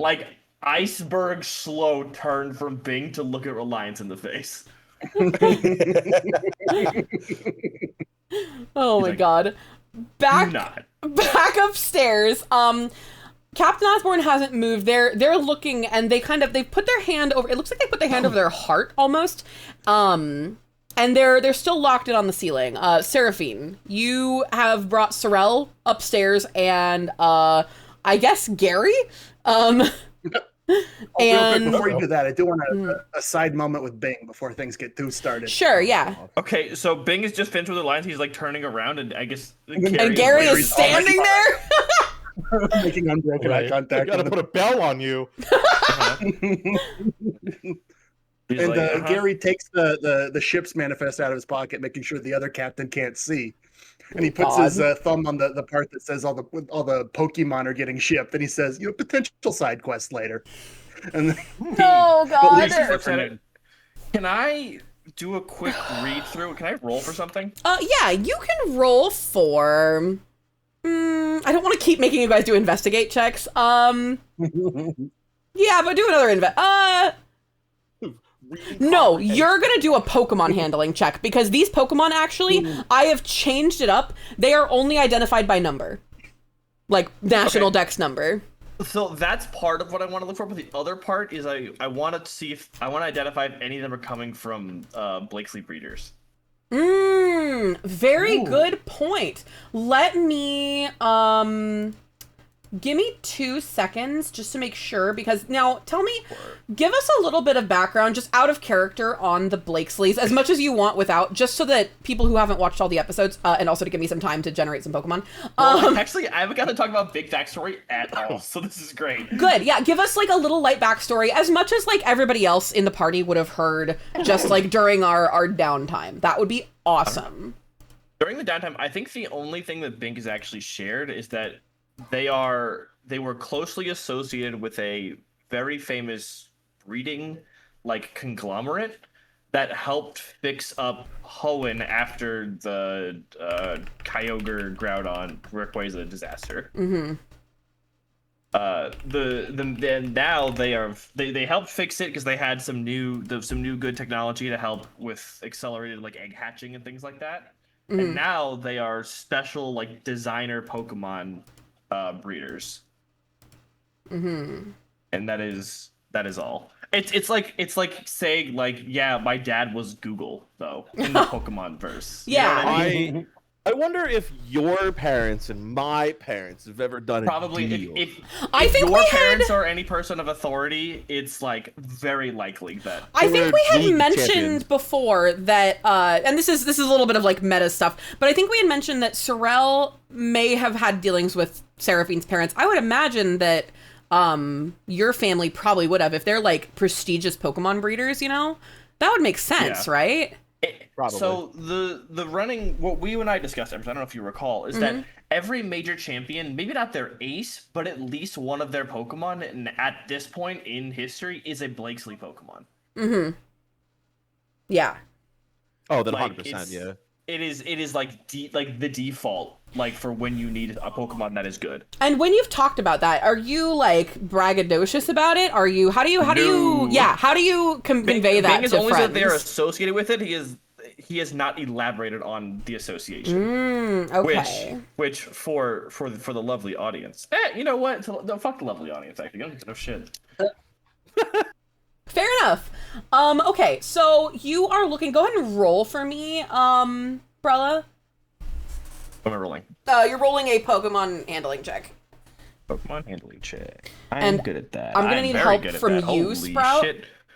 On That is a Wait, what about me? 22. yeah, 22. Oh wow, okay. So you are gonna be able to identify all of these. I was gonna start at like 12, and every 2 above you were gonna be able to get one more Pokemon of this. You got them all. Sprout, I need you to stop me if any of these do not have megas. Okay.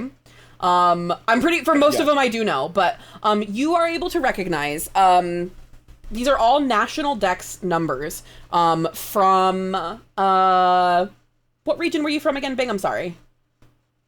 Hoenn. Hoenn. These are all national dex numbers, and they do match like what the Hoenn national dex is. You know how it shifts with each like region. Yeah. But you recognize the national dex number. There is for all fire type Pokemon. There is a Charizard, a Rapidash.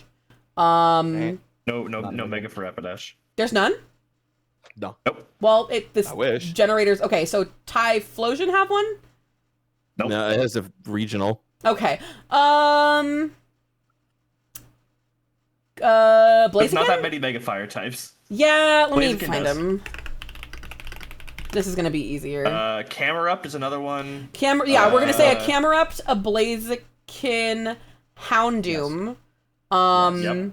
Charizard, and there's gonna be 5 total Pokemon. That's all And then there is, a non-mega. another. Is there one? Yeah. What is it? Mega Zard, Emboar. XY, Blaziken, Houndoom, Camerupt. That's it. Yeah. You're forgetting Mega Emboar. Oh, okay, No, Emboar. we're not, actually. No, we're not forgetting Emboar. That's brand new. That doesn't count. It's not like these aren't like canon. Like these aren't Pokemon you guys are going to be able to catch probably. Thank God.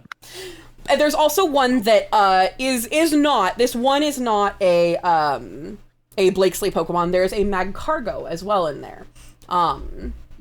And that is the list of Pokemon in there. They're all fire types. Not super safe. They're not like restricted like other types are in Volcara. Correct me if I'm wrong, Brella.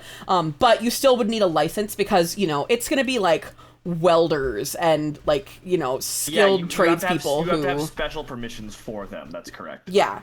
So your average person is not going to be having these, and that's why these are stuck in customs, in the taped off customs area, and that's why Osborne is tied there until they can get a sign off on the specialty person having received the Pokemon.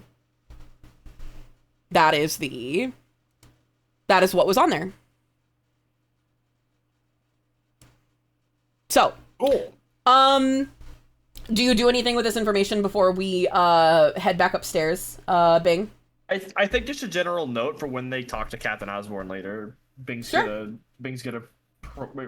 probe. Yeah. You can't really push past Captain Osborne in the hallway, so they're like kind of forced upstairs into the kid's room. The kid is sitting on his bed. He's very tired, clearly, like he's kind of like napping on and off, as you all huddle into his kind of small room. It's sort of like too many people for this small of a space, but we are all standing in a U shape in this child's room. We all ominously point at the child and just don't say anything. No. Yeah. I think there's no strange happenings just yet because the kid's, he's had his melatonin, he's calm, not overly excited, but sort of restless. Like he'll sleep for a second and then he'll sort of jolt awake. What? We really haven't gotten a chance to like talk with the mom about like what the hell is up with this dude's flask, right? Not yet. No. Okay. And she hasn't really had a chance. We rushed upstairs. Seraphine actually fucked this up for me. Thank you, Right. Seraphine. No, it's fine. We rushed upstairs because Seraphine was, excited to show everybody what was going on. But this is just the opportunity to kind of show everybody what's going on in the kids' room. She hasn't even really had a chance to talk with Captain Osborne yet, at length. Hey, do you guys want to like give me and the kid like a couple minutes just to like chat?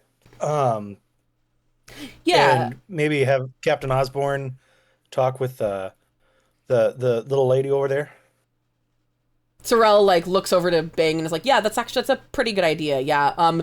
Bing, do you want to stay with Reliance? Yeah." We have the same thought. Yeah, Bing, you go ahead and stick around with Reliance. We're Use your gonna dark type Pokemon. Appreciate you. give you guys some space and let's go down. Let's go have some more coffee. And they look pointedly at Marla, and she kind of goes back into homemaker mode. She's like, "Oh yeah, let's go get some coffee, and I'd love to get to know you, Captain Osborne, and blah blah blah." And she's already heading downstairs to the perfect kitchen, and let's stay here with Reliance and Bing, and Liam, who is kind of dozing and waking here and there. Hey, buddy. I hear you're having some trouble sleeping. He nods. He's like, "Yeah, the dreams make it hard." That's crazy, man. I love your pajamas. He smiles. I He's have very the same ones. He's very sleepy, but he nods. He's like, "Really? I don't think they don't make these in grown-up sizes. That's funny." I made them actually. Oh my god, Reliance is okay with kids. That's so precious. Actually, you know what? I'm gonna go ahead and say no. Reliance actually did make those pajamas. Reliance took a job at an embroidery type place. That's incredible. Manufactures, yeah. So he actually drew the Gengar that is on those pajamas. That's so cute. I actually drew those Gengar. That's so fun. No, yeah. Can you tell me a little bit about what you've been dreaming about? The kid, his smile fades pretty quickly. He says, "I don't really know what happens in the dreams, but my mom says that I tear the room apart and that I scare her." And then he goes silent again. I get that. That sucks. When you say tear the room apart, what do you mean, bud? He shrugs and says, "Sorry, I'm Bing, switching music back." He shrugs and that's where Bing, probably. Bing chimes in and explains a very not loud enough for the child to hear. Yeah. But loud enough into the ear of Alliance. And, he's like, it was definitely kinesis, at least, maybe more. I don't know, but you're my ghost type authority. Sure. And Reliance is talking with Bing a little bit. Do you think it might be psychometry? No, it's not right. It's not quite that. It's definitely a Pokemon. I mean, and he looks back at the kid. He's like, his dad did just pass semi-recently. He's like, I don't really know how that works in your world. He's really unsure of if this is completely weirdly unethical. Mm-hmm. No, I get that. I think can I make a check in some way, or I guess make an investigation check, and see if because I guess as a hex maniac, am I able to suss out and see if this boy might have some sort of latent psychic or you know what I mean, hex abilities and stuff like Certainly. that? Yeah. Cool. Is that just investigation then? Give me a second. Brella, if you think so, yeah. Let's... Yeah, I would say typically you're actually just allowed to like do it, but I think an investigation like psychically would be Yeah, a totally psychic legit. investigation check. Sure. Oh yeah. And that's going to be 17. Beautiful. Well, that passes. Yeah. You don't sense anything coming from the kid. You do sense something. You can't, so your psychic powers aren't super, at least here, you're not getting anything crazy accurate. You are you are feeling something come from kind of the general direction of like above you, but it could mean that there's like something hanging in the air. You're not certain. You've been around your fair share of ghost Pokemon, right? Sure, yeah. Yeah. So you know that like if a Ghastly is like around you, you would probably like or if there's like something above you, you'd kind of generally feel that in the up direction, but you're not really sure how to identify that. It's more of like an instinctual thing, you know? So you can't really pinpoint it, but you do know that it is there's something in the air. It's not the kid though. You don't really sense much of anything coming from the kid besides like a thin thread connecting to that like up direction. Okay. Yeah. I would and Reliance looks back at Bang is like, you said that he had like some drawings or something? Yeah, they're on the walls. Why, you got something? Anything? Maybe. And Reliance takes a look at the walls. With my vast knowledge of ghost Pokemon, am I able to suss out? Yeah, I was hoping you would bite on this, because this was made just for you. Go ahead and... I'm not going to make you check for this because you played into my hand so well. And because you did really well on that check before. You can tell that the kid, there's that same kind of thread that was leading like from the kid. It's so faint that you can barely detect that it's that same thread connecting like right to that up direction. Like it almost feels like the ceiling, you know, that it's like a thread attached to the ceiling. You don't really sense anything like that it's connected to this kid. You're kind of sensing like the kid didn't really draw this of his own volition. And you're really kind of focusing on that weird little figure in the green hat up in the corner. I'm going to pick us up and bring us back downstairs to the kitchen. We are all sitting around the table. There aren't enough chairs. You know, this is a table meant for like 3-4 people. So Gary is sitting on like an ottoman and his knees are like up by his ears. But he does have a cup of coffee cradled in his hands. And Captain Osborne has introduced himself and sort of gotten to know a little bit more. The mom is like visibly relieved now that she's sort of, you know, found the person she's looking for. Sorry, I'm refinding my spot in my notes. And I'm sorry for how much, like, between myself dialogue might happen here. You're all good. She starts to ask, Marla asks what Captain Osborne's experience with ghost types is, and the captain sort of kind of stiffens a little. I mean, ghost types are kind of sensitive in Volterra. They say, well, ghost types aren't really... Excuse me, too many voices here. Ghost types aren't really something to be trifled with. There's a reason they're illegal in Volterra. The average person really, really shouldn't be dealing with them. And Marla says, trust me, I'm not the least bit interested in dealing with them. I'm actually hoping for information on how to exorcise one. And Osborne says, exorcism? Ma'am, I'm a sailor, not a priest.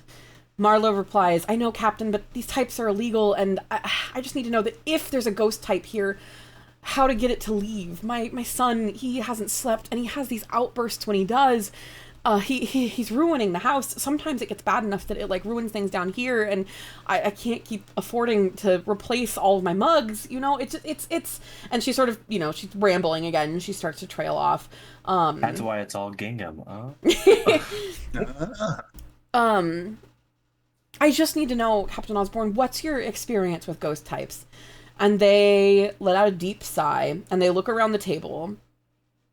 And they say, well, and they pull out a little flask. I'm excited to hear what Sprout's reaction to this is. They pull out a flask. It is a kind of teal green flask with some filigree designs on it. And they say, this is Earl Grey. And they open it up, and out pops the face of a Sinisty in the shape of a flask. A baby. The baby. Their face becomes uncharacteristically gentle. Like they're very, they're very much a sailor and weathered, and they almost look motherly, and they say, they're not so scary once you get to know them. And Marla deflates a little bit and takes a little interest in this very cute little Sinisty. They talk a little bit more about the situation, and they're kind of talking between themselves. Everybody else, what are you doing during this? Do you cut in anywhere? Am I down here, or are we still up there? Yeah, you are down here. Everybody except for Reliance and Bing. Go. Both hands on the table, leaning over, staring at this fucking sinister. Yeah. I think Captain Osborne is gonna see as they talk. They're gonna see and continue talking to Marla, but they're gonna slide the Sinisty toward the center of the table to let you look at it. They kind of wink at you because they can see how interested you are. And Seraphine will try to touch it and be the gentleness that is exuding from her is extravagant. She is doing everything in her power to see and look around and do all this stuff, but she's being incredibly gentle with this baby. Yeah, that's very sweet.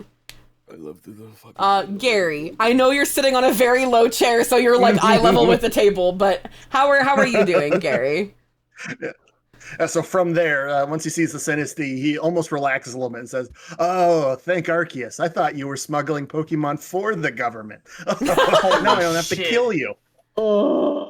Osborne, kind of, they sit back and they cup their coffee, and they say, I'm not especially happy about having to deal with the government, but I would never work for the Volcaran Parliament. No, I'm just delivering these to. I have my older brother. He's a welder in map.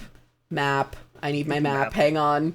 Sear Flat City. Sear Flat City. Yeah, he's a welder in Sear Flat, and he had a dealing, and he said something about, he wanted it to be my ship, and he only trusted me. I don't know, but it's family. So as long as I can get these things cleared through customs, there's some not illegal, but definitely I'm not licensed to use them. So getting them in here was a little tricky. Gary. Oh, yeah. Can I roll this for veracity on that? Because I'm a suspicious sort, you see. You know what? Sure.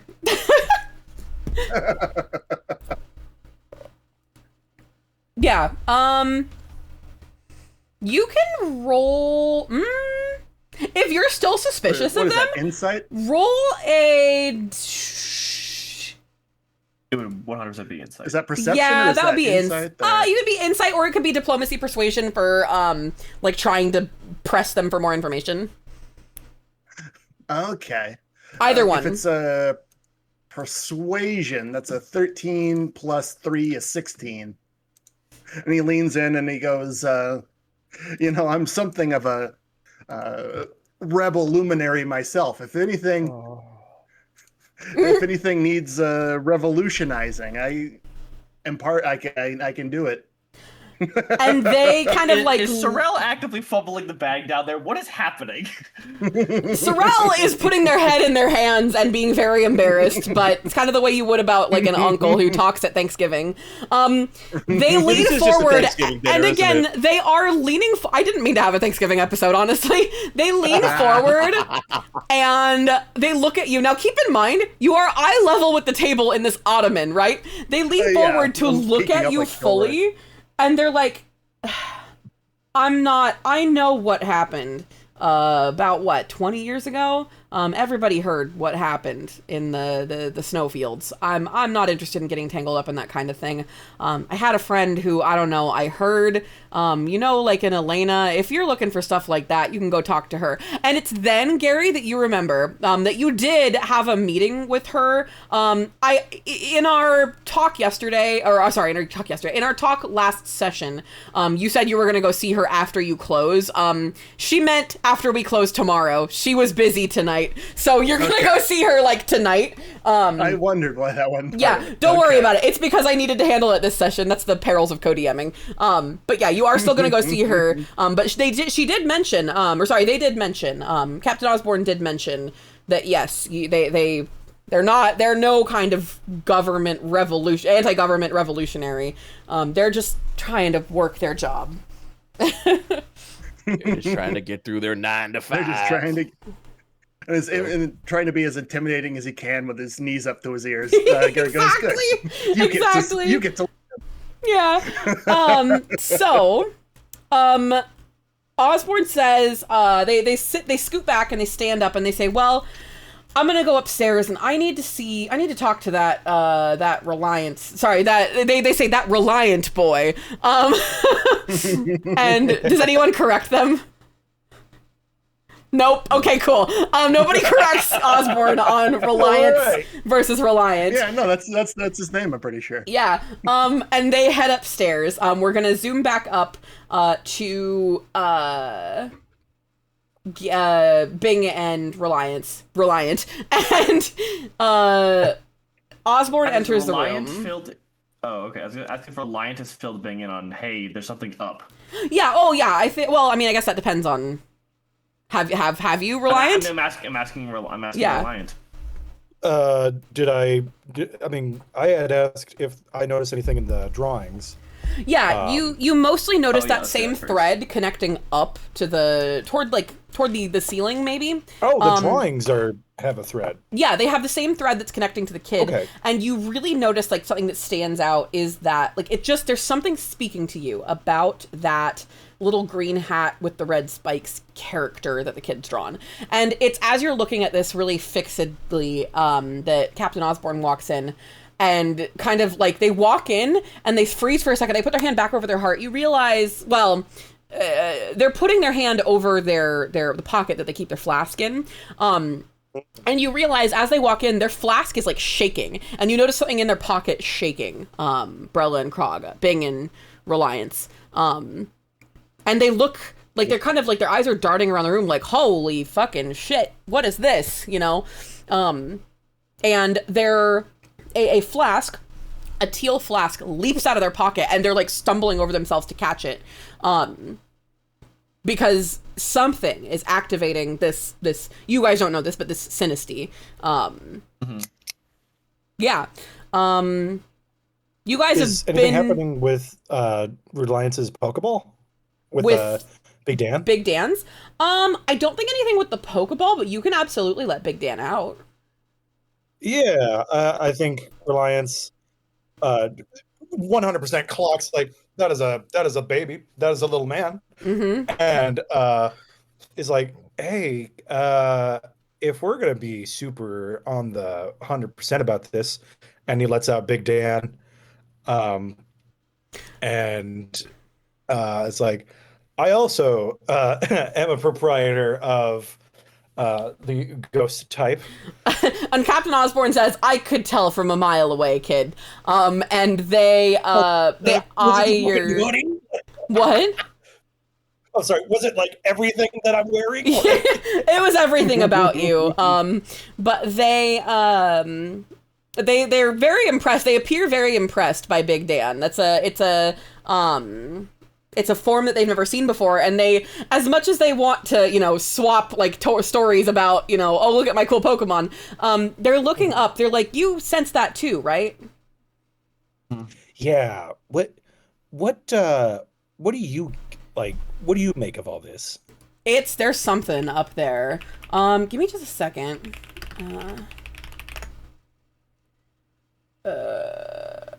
Give me something up there. It's 18 tons of cum. No. Oh, right.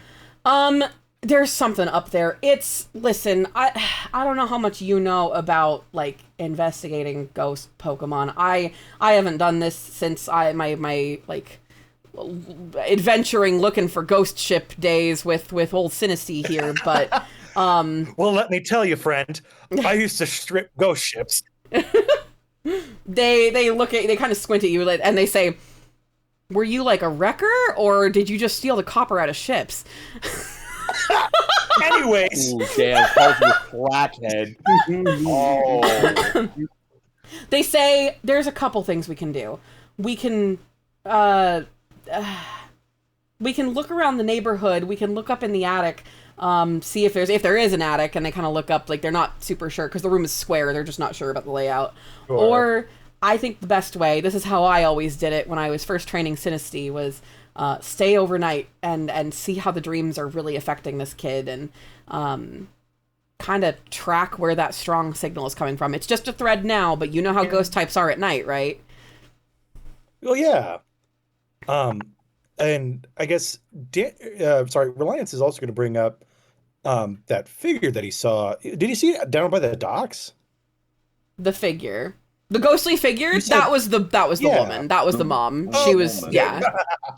Yeah. Okay, then never mind. No, you're good. You're good. Reliance doesn't say anything, actually. Yeah. Before... Oh, go ahead. No, go ahead. Well, I was just saying, before Bing speaks, Big Dan is... like, he is pointing at the ceiling the same way that, like, the Sinisty is, like, the T part of Sinisty is, like, also kind of, like, sort of trying to reach toward the ceiling. There is something going on in the up direction. Yeah. Hey, buddy. Liam, the kid's name is Liam, right? Mm-hmm, yeah. Do you guys have an attic? That was what I was gonna do. Nice. The kid like nods and says, "Yeah, I think so, but it's just old, like my dad's old stuff and Pokemus decorations, Arceus decorations." Oh well, that's probably it. Like, fucking Reliance looks over to the captain, like, yeah, that's probably nothing, right? Delibird miss, by the way.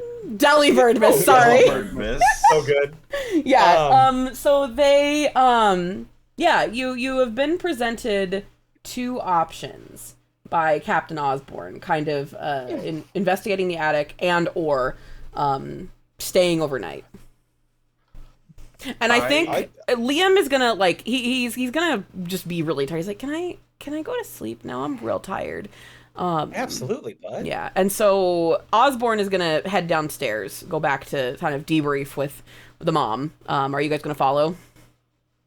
No, Bing's not. I have a very alternate Bing themed plan. Okay. Oh, I think I'm gonna hang out with the kid for a little bit, just to like. Yeah. Not watch him go to sleep, but like just stay I know with what you him. mean. Yeah, just to I mean, yeah, absolutely. The Pokedexes also work like phones, correct? If I'm recalling correctly. Yeah. Bing is going to call Reliance and put an earphone in, just so like he can talk to him while he does the next thing. Mm-hmm. Yeah. Like if Big Dan like moves, I need you to tell me. Yeah. I think the amount of time that has passed since the morning, so we kind of, we ate breakfast around 10. I think it's now getting to be like probably 5:30-ish that we've, been investigating, walking around, going back and forth around town. So not quite sunset, but it is late afternoon now. Just so you guys know. Okay. Yeah. Okay. Bing, So what is your plan? Here's Bing's plan, because Bing is smart. He thinks that going up to the attic the traditional way will give the ghost a real good chance to hide. Mm-hmm. So that would be ridiculous. This kid presumably has a window because it's a room. Can I open the window and look up to see if there's another window into the attic? You can, yeah. There is. It's real small though. Like it's a teeny tiny like porthole shaped like circle window, like real little. It doesn't see. You might be able to get a Pokemon in there, but that's it. I know who we gotta get in there. Yeah, it's definitely not them. Definitely Boomer. It's 100% Boomer. Yeah, I My think God. so. I think the plan is Booper Bing plugs is up going the to- hole. Yeah. Bing wants to take Seraphine out and toss them out some of them out the window. He's like, listen, I need you to get through that window, and he's pointing. It's like, just go there and look for anything that's up there. You're gonna bite. Bite. That Okay. makes sense. Um. Like using the Pokemon move bite, because Yeah. assuming it's a ghost type, that'll be super effective. Yeah. Okay. That they kind of push in it. It's one of those windows that flips out. After a couple tries, they push it in and are able to get in there. You hear some rustling and some rattling, all around like the ceiling of the room, of the room that you're in.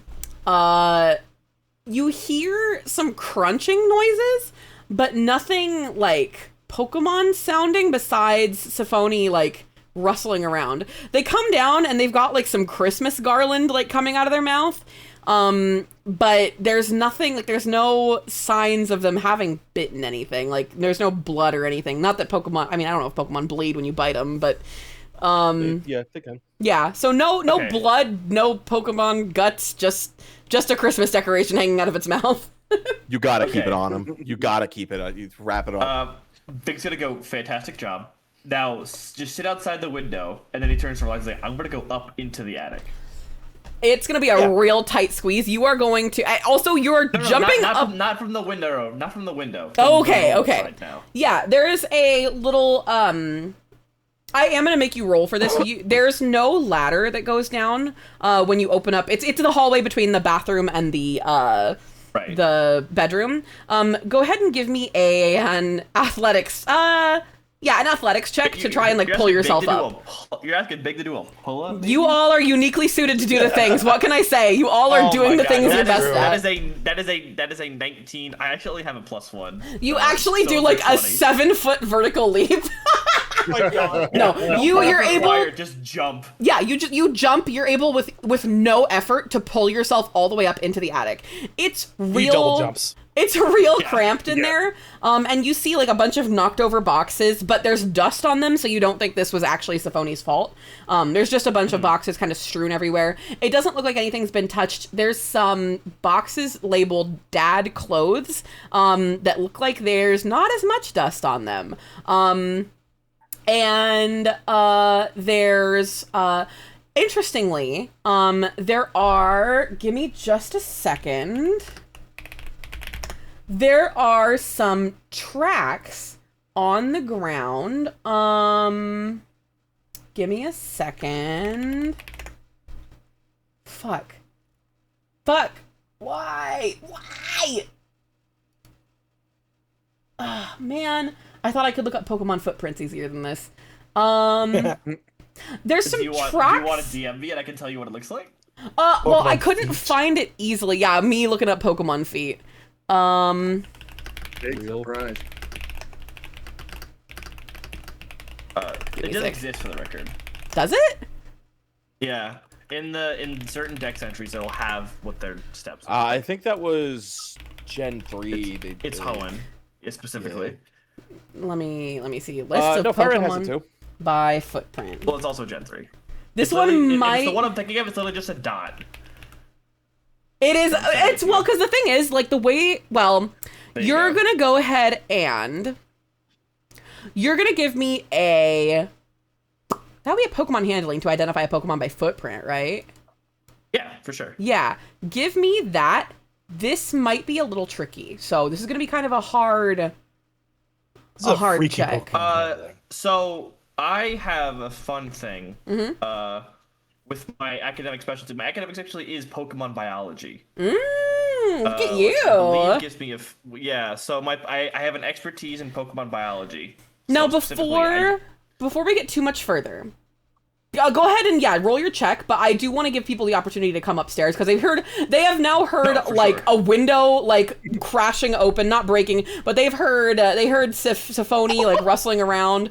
They've heard a lot of stuff happening. And they heard Bing like jump and lift themselves up. So if anybody gets disturbed by that noise and wants to come up, you're welcome to do so. Seraphine does. Yeah, I figured. Okay.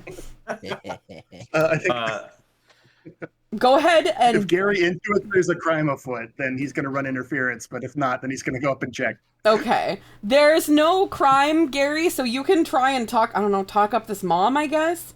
Or give her some God, tracts if Please you want. spin some game. She's recently widowed the perfect time. Yeah. We'll get back to that, but Recently widowed and still so sad about it. yeah, Bing, go ahead. Sorry to interrupt you, Bing, but go ahead and roll that Pokemon handling for me.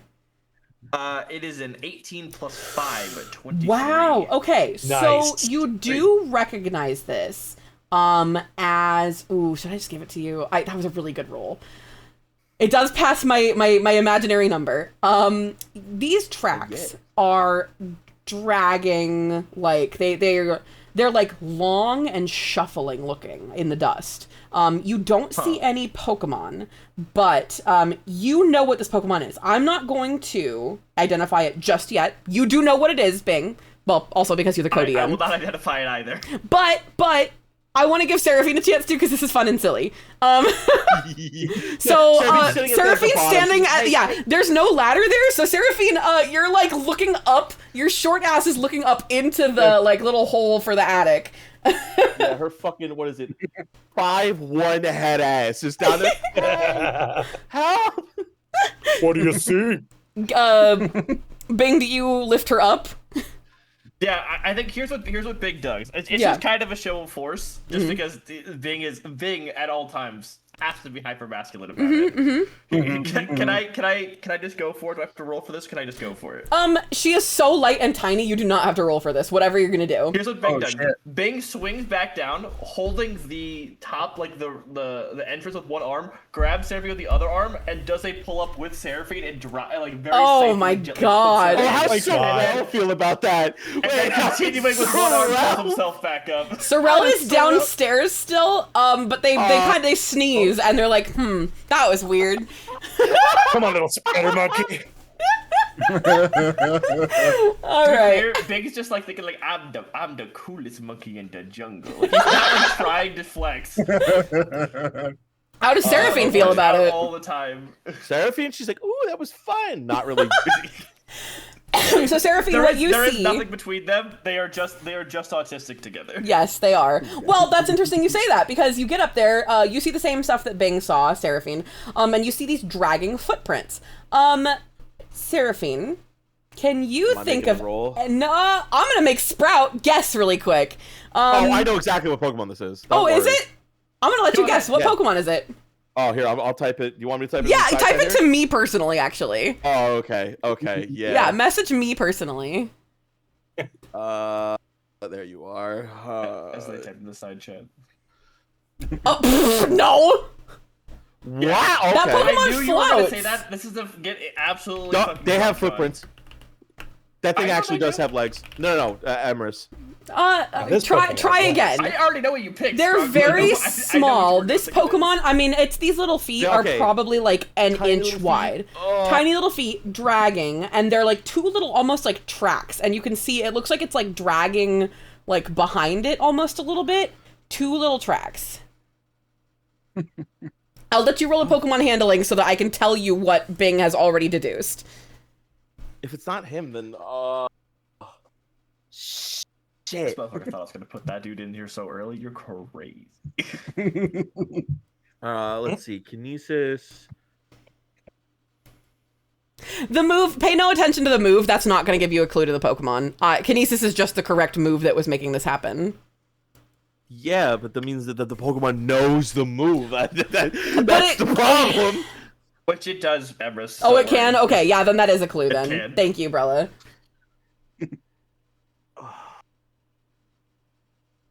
Would you like to roll your Pokemon handling check, It's Sprout? gotta be. It's okay if you don't, like, know it off rip. Like, Oh hang my on. god! Yeah, this is fucking me up here.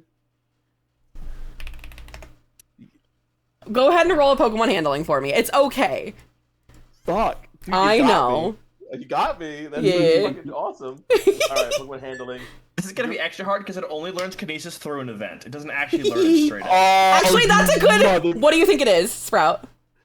Oh no! I rolled. Let's see, Pokemon handling. You said. Yeah. Nat 20. Oh my god! You know instantly. Oh my You're God. like you go. Oh, that's A. Actually, I'm gonna make you do this here. It is. Make me do no. You know this instantly. Who's that Pokemon? That was the other one. Yeah. So how does Seraphine deliver this information to Bing? Like, oh, like Bing knows it, but She like puts her finger on the print and like looks around, like Licks checks it. everything. No, does not lick it. And she's like, she kind of like looks around a little bit, looks at all of this other kind of stuff, and then just kind of turns to Bing. Why is there a Ralts up here? you want to say it a little louder for the audience? Why is there a Ralts up here? I'm in the process of trying to work that out right now as we speak. Yeah, so we have confirmed. Good job, Seraphine. Nice nat 20, by the way. You did confirm it is a Ralts. You did have some good. Well, Darkrai was a little bit out there guess, but the Abra line was another guess, which honestly, that is another very good guess. Honestly, I hadn't thought about that, and I looked at its footprint. Yeah. That actually would make sense. I would have made it have a tail print, like dragging it along. Yeah, so Ralts can learn Kinesis through an event only that was only available in Japan. Oh, That might be exactly why I Very never Yeah. fucking. Because Kinesis is originally Abra's whole thing. That was It's an Abra only line exclusive. Yes. I want you to know, Kyle, half the fun I have DMing is quizzing you on Pokemon. I want you to know that. You got me. Yeah, Like, I you got me know. here. It's like a little proud of puzzle. you. It's like a little treat. Yeah, dude. I'm proud of you. That was a good one. Yeah. Got my ass. Okay, so Real quick, Gary peeks his head Yeah. up and says, "All right, I think I solved it. Liam's been the ghost Pokemon this whole time." oh my god. good job, buddy. Seraphine just finds a slipper and just fucking beans him in the head. Hold on. Fucking chocolate. Can Gary do a pull-up? I think it'd be really funny if Gary like was to like shakily like I have an idea, like holding himself up by like dear life. Oh my god. Seraphine, Seraphine grabs Bing and looks him dead in the eye. I need this, Ralts. and Big is like, let's worry about making sure that the child downstairs Right. is okay. That's your job. My job is to get this Ralts. I My want. God. I think Big is gonna get serious again, and he goes, "No, it isn't." Like really serious to Seraphine. I like this interaction. Go ahead, fight back, Seraphine. What are you gonna? What's your? No, he got mean. That's so funny. Well, you have in fact determined that it's a Ralts. Are you gonna go down and deliver that information to everybody else, or what's Yeah, going like, on? Seraphine peeks her head out from the thing and she goes, "Hey guys, no need to be alarmed. I think there's a Ralts stuck in your attic." And Marla's gonna go, that's not a ghost type. And No. 5 points for her. does Bing say that? Seraphine like snaps her head and goes, Bing- "Yeah, that's a Bing- Ralts." Bing thinks that in his God. head. Yeah, but Seraphine does not. She kind of like she's like, "But yeah, it's a psychic type. That's what a Ralts is." But then Like, why not would really fucking. then why would and she looks to Reliance and like to Reliance and to Captain Osborne. It's like, but then why she doesn't hiccup. But then why would why would my son's dreams? Is this a different thing? She just looks very Wait, what about dreams? confused. Well, because she had mentioned before his dreams were really bad. I don't think Seraphine was ever there for the dream call. Oh, was she not? We had mentioned don't it think so. downstairs over coffee at one point. There's when been a she couple was of. locked the fuck in. That's true. That's a Seraphine problem. Yeah, Yes, these but- dreams he's been having. That's like most of the reason he gets violent when during these. And she's just getting. Seraphine- She's kind of getting distressed because she's having to like answer all these questions of you. Seraphine's eyes will go wide, and then she snaps up, like out. She stops leaning down out from the attic and like looks, snaps up and like slowly turns her head to Bing and goes, "I don't like it here anymore. I don't like it here anymore." She looks terrified. Mm-hmm. She goes, "How long has this been happening?" A month and a half, 2 months. It's been some time. And the mom looks tired. You've had bad dreams for about a month in a row? The mom like looks. Yeah, it's what? What's the? She looks back to Bing. "Oh, we need to leave. I don't want to be here anymore." Bing does not seem worried. Bing is investigating where these tracks are going. Yeah. Good. Seraph's like, oh no. Bing is not worried about beating the shit out of anything ever. Okay. I think. Okay, good. My battery's good. Yeah, why Sorrel is now like come up like to the they're kind of all like staggered on the stairs, and Sorrel's like, what's going on? Kind of worried about Seraphine, but also she's acting kind of weird, so they're like, what do you mean? Looks at Sorrel and just, I'll tell you later. Right now, let's focus. Like she's saying this is more to herself than to anyone else. Let's focus. Take a breath. Everything's gonna be okay. Like she like the longer she goes, the more fucked up she still gets. She's like, everything's gonna be okay. Everything's gonna be great. Everything's gonna be fine. Nothing's wrong. I'm sure she's like near tears. Nothing's wrong. So, is that Pokemon up there, Bing? They call up to you, and you don't see a sign of the rats. The tracks they don't lead out the window, but they lead up to the window, and then they just kind of lead around in circles as though it's been, like, pacing. But you see no sign. So, Bing, what do you do? I think Bing's gonna lower. Is Seraphine still in the attic? Yes. Bing is going to. Sorrel's gonna push by and say, "Here, Seraphine, let me help you down." I think Bing still lifts Seraphine down. Hold on, she's not ready to go down yet because she's. I wanted to do was start looking for the footprints and look to see if there's any markings of it teleporting. Because if it's so dusty up here. There's a couple spots, but the thing is, you see it happen in a couple places where the tracks do seem to like just stop and then start back up again. You're to an untrained eye, it would look like it jumped, but like way too far. But the tracks they just sort of lead in circles as though it's been pacing, and they do start and stop here and there. Good catch. Bing's going to inform Seraphine before letting her down. Like it's not here. It was here, and I think it only comes here late. So, and then lifts Seraphine down, same way that he got her up here, and then drops himself down. And he says, "We're going. We're spending the night." Marla claps her hands. She's like, "Oh, that would be lovely. Yeah, please do." And she thinks you're just like inviting yourself over, but she's a good homemaker. Are you want to explain the situation to her a little bit? And I don't think he's going to explain the situation necessarily to her. He's going to explain it to the team. Yeah. And he's going to be like, Reliance and I are going to sleep in the attic. Okay. And everyone else is going to sleep like somewhere near an exit. Good thinking. And that's the big plan. Yeah. I'm gonna send. Actually, this is a really good opportunity. Ooh. Okay. Sorry, I'm thinking about how to orchestrate some things because Gary does have a meeting tonight. Gary, you are going to go back to the inn, grab all of our shit to bring it back here, and meet with your contact that you had promised to have a meeting with. Does that sound good?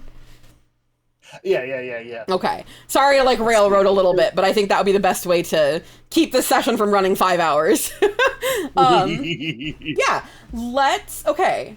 Sorrel says, yeah, that's a great plan. Everybody else on board? Yeah. Cool. Thumbs up. It's probably 6 p.m. So we're sending Gary back. We're getting kind of settled in. Marla is cooking dinner, and she seems to be really happy to have company. She mentions that, it's been real quiet since her husband passed. She actually, before we pull away to Gary, she asks, who handed her the notebook? It was Bing, right? Yes, correct. Okay, she's gonna say, did you by any slim chance, did you see a pen with that? It was the last anniversary gift my late husband got for me. Holy shit. Oh, It was, And I think he's not gonna give up the go to meeting, but he's going to look over line. He's like, you have to give back that pen. You have to do. yeah. You simply have to give it back. Or I will tell. The look is you have to give back that pen, or I will tell on you. Reliance doesn't even look at Bing, and it's just like, oh yeah, it slipped out of the notebook. I did some investigating. It is a lovely pen, and gives it back to Marlene. She clutches it to her chest. She's like, I really appreciate it. Here, let me give you something in return. I'm probably never going to use this pen. Let me give you, this really means a lot to me. And she gives you a bottle of an iridescent looking ink that I have yet to describe. So don't worry about it too much. We can identify it later. But she says, I'm never going to use this pen. It's too beautiful to be used, and it's the last thing my husband gave me. So please take this as a thank you. And so you are +1 bottle of nice ink. Hell yeah. Yeah. No worries. That's your reward for doing the right thing. Well, yes. I'm not gonna. Okay, listen. I'm not gonna take someone's dead husband's. I would have. No, you could have. I would have let you too. I would have let you. Umbrella might not have let you. I would have let you. Bing would not have let you. Brella would have let you, but Bing would not have let you. So let's pull away to Gary. You all are eating dinner. Gary, it will be warmed up for you when you get back if you wish, but you I went to the inn. I brought them all their stuff. And as a side note, I left my Pokédex with Reliance before I left. Oh, did you? Oh. Why for? Just out of curiosity, or do you want to reveal that later? Ooh. Well, I think because remember the first episode where he's pretty sure that whatever's in the Pokédex is tracking them. Mm-hmm. Oh, sure. So he left it with Rel. Okay. All right. He said, You smarty. Guard this with your life. Okay. All right. So this. Or up to a value of 250 Poké-dollars, depending on what I can get when I upgrade it. Yeah.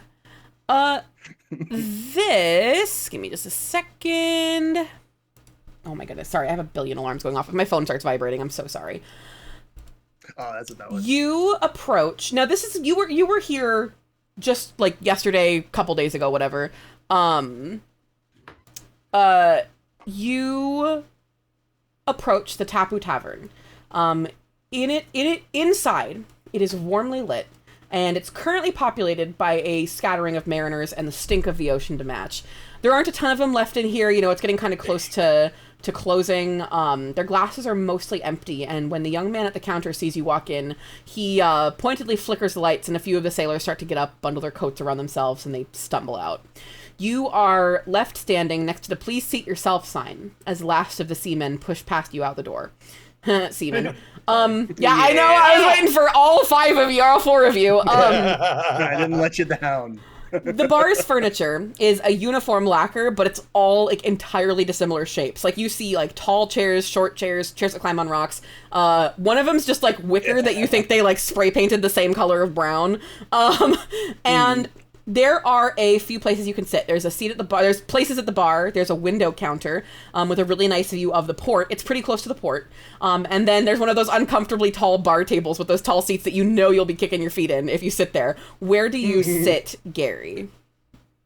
Gary automatically. Well, he lets a people's hammer out, and then they both go to the very tall table. Yeah, absolutely. And we're both kicking our feet. A beer for the Pokemon and a milk for me. He so the guy does the young man at the counter, dark skinned, and really tall, like Brella tall, although we don't know who Brella is in this universe, but really tall, very skinny young man says, "Sir, and he catches a glimpse of the. Do you wear a pin on your jacket to denote your membership of your affiliated party, or do you have any insignia, Gary?" So he reaches in. He finds. Like, is there anything outwardly that would show? Oh, I think Gary has that old Snomianism pin that he stole That from you the stole? museum in, like, episode Good. 2. Yeah. Do you wear that out and about? Yeah, it's arranged amongst the The badges? Pokemon badges he found but did not earn. Very so for good. everyone else, it would just look like a Pokemon badge, but it's on there. But the boy recognizes it. He's like, he says, "Sir, we're close." Oh, you're Eugene, right? Aunt Ellie said you'd be here. We'll get you, what do you want, a milk for you and a beer for your Pokemon? I'll get you a water. I don't think we can serve Pokemon that. And he, like, looks at you sideways and, walks back. Just out of curiosity, this has nothing to do with what we're doing, Gary. Does People's Hammer have a nickname? Do you call it Pee-Pee for short? Like, what do you call People's Hammer? Yeah, sometimes Pee-Pee, sometimes Ham. Sometimes Pee-Ham. Sometimes Pee-Ham? Very good. I was just genuinely curious. The name Aunt Ellie takes you a little aback. You only ever knew Elena Faulkner by her name, Elena, or Commander Faulkner or Comrade Faulkner. But before you can say anything, the kitchen door swings open and a very familiar face emerges, and she's already holding 2 drinks. This, Gary, is a face from a very long time ago. I know you just saw her yesterday, but you are still very struck by Elena Faulkner, no relation, as a businesslike woman. You remember her as a businesslike woman with dark skin who always looked like she was on her way to a meeting. Generally, she would have her hair in these iconic short twists that she always kept very well maintained. But she's abandoned those for long braids that hang nearly to her waist, a series of them in these thick braids. Usually, the way you remembered her, she was always wearing a really smart jacket and slacks, usually like a loud, like patterned scarf, kind of similar to yours, the way the bright red scarf that you wear. But she would usually wear like a very loud patterned one. Her current appearance kind of shocks you. She has a relaxed expression, casual clothes, a checkered wash rag thrown over her shoulder, and she's still strong but softer than you remember, although you suppose you've gotten softer too in the 15-odd years since you've seen her. Is that time frame roughly correct, Butter? Mm-hmm. Good. As your former sort of trainer, sort of manager, sort of coworker, you knew her ability to blend into any situation was unmatched. She was formerly a high-ranking member of the Communist Party, after all. Espionage was, of course, on the menu, but notably missing is the lapel pin that you were certain she would never abandon, that everyone wore to indicate party membership. She comes to your table, and sets down a glass of heady, dark amber beer in front of herself, and a glass of milk in front of you. And without saying anything, she raises her glass and takes a deep swig. Her expression oddly seems to grow sober after she downs fully 3/4 of the glass, and she sits forward and says, "Eugene, you look old." Gary says, "Auntie Elena, huh?" And he also raises the glass of milk, but then he hands it to People's Hammer, who judges whether or not he can make a hammer out of it before taking a swig.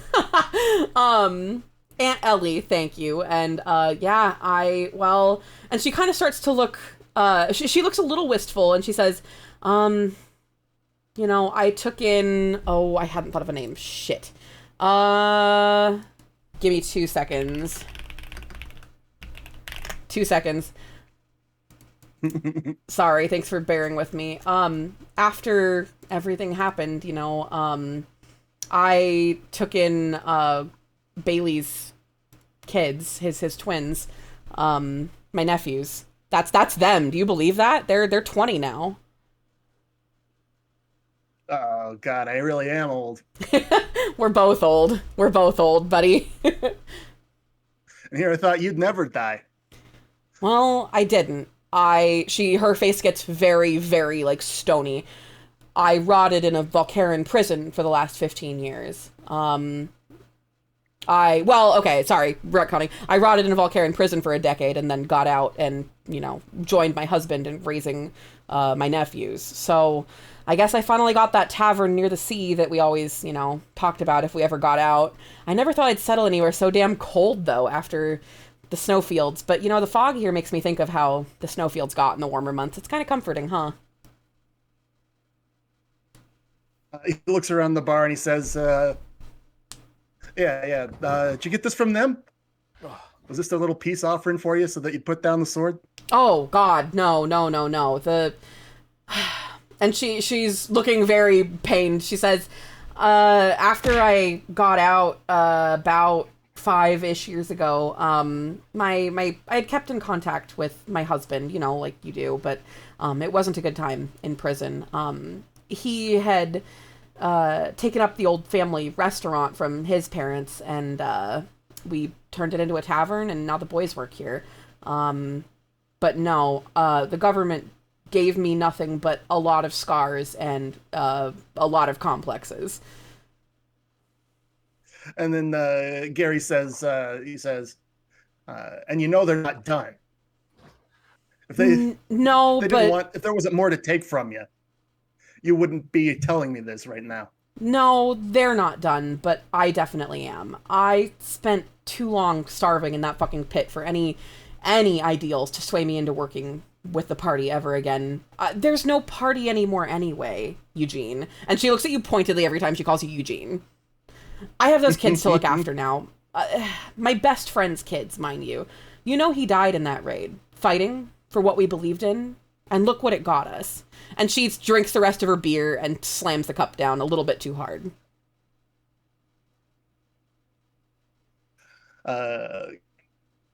Gary said he turns to look at his Tinkatuff, and he turns back and he says, you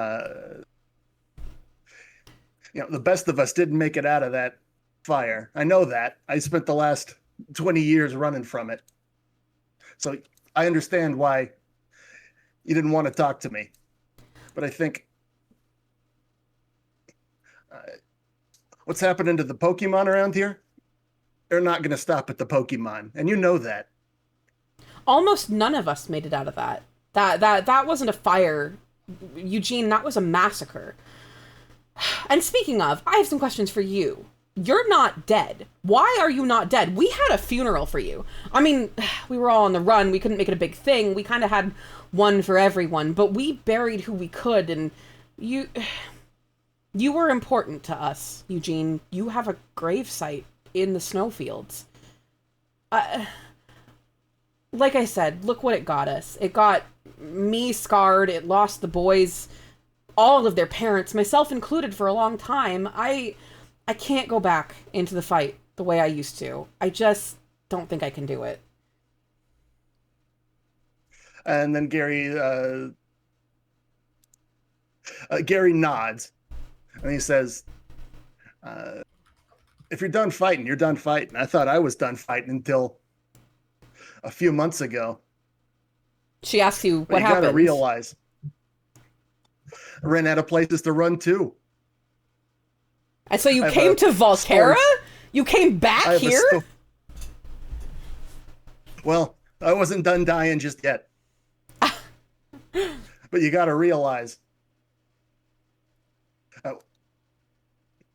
if they did it once, they'll do it again. Do you think they care that your cousins had nothing to do, that your nephews had nothing to do with this? No, and unfortunately, it looks like they're following in their parents and in my footsteps, and I tried so hard to keep them out of it. Because the Snomianists are gone, but the government that killed them sure isn't. And that's what's going to keep kids moving until there's no people left in Volterra. The nephew comes out with another beer, actually 2 beers they offer. They put one in front of you even if you're not going to drink it, but she stares into it for a long time, quiet, and she says, I don't think all the Snomianists are gone. And she looks at you and she says, I'm out of the fight. I can't, you're right. Most of us are gone, and my family's here. I'm just not the same revolutionary that I was. I think that work's best left to the younger folks, and God, I hope I raised good ones. Ones that Glenn would be, oh wait, what did I say the name was? Glenn Bailey. That's the one. Would be proud of. Glenn is the name for later. Glenn Bailey. Glenn Bailey. Glenn Bailey. But you know, Eugene, all the old Snomianists, they're not all gone. And I think if it's for you, I could pull off one last job as your mission control. Are you still pretty good at blowing shit up?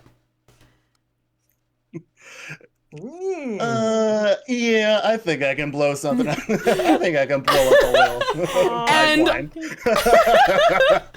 And a fire is lit in your heart as you see a smile that you have not seen in 20 years. And we're gonna pull back. You are going to get some information for her, and then from her, and you are gonna have a not tearful goodbye, but a very emotional goodbye, and head back to the house. Okay.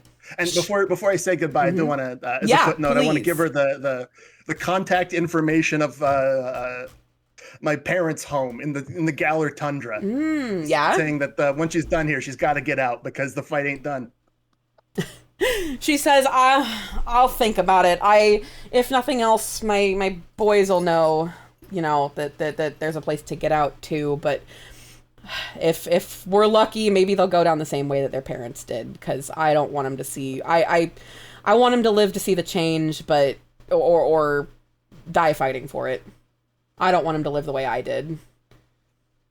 And that, is there anything, any last things you want to say before you head back to the house?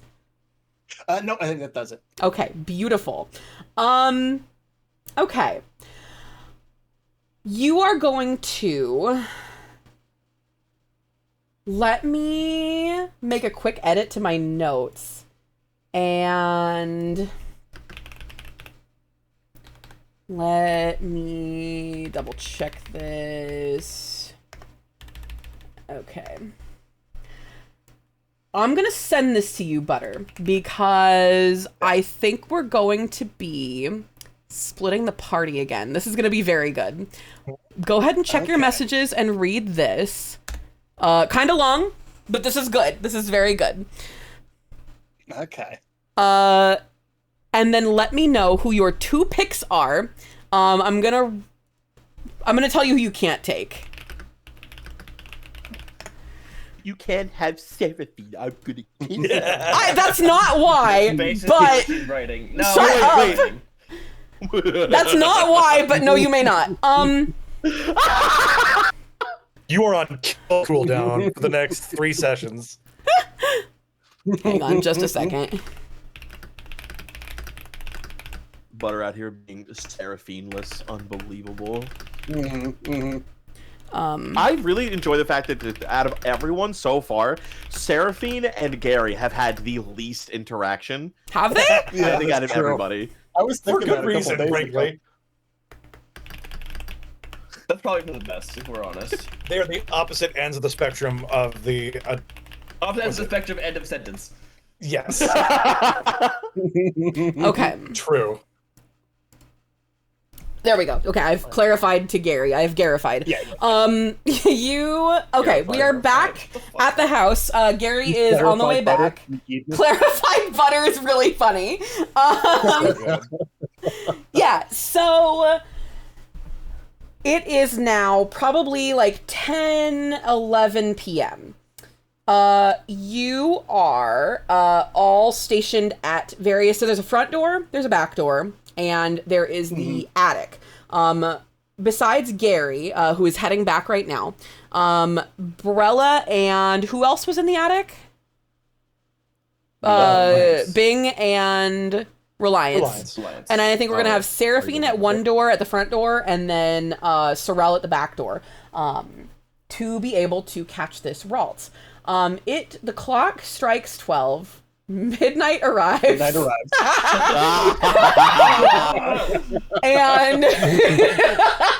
never letting you write another session ever again.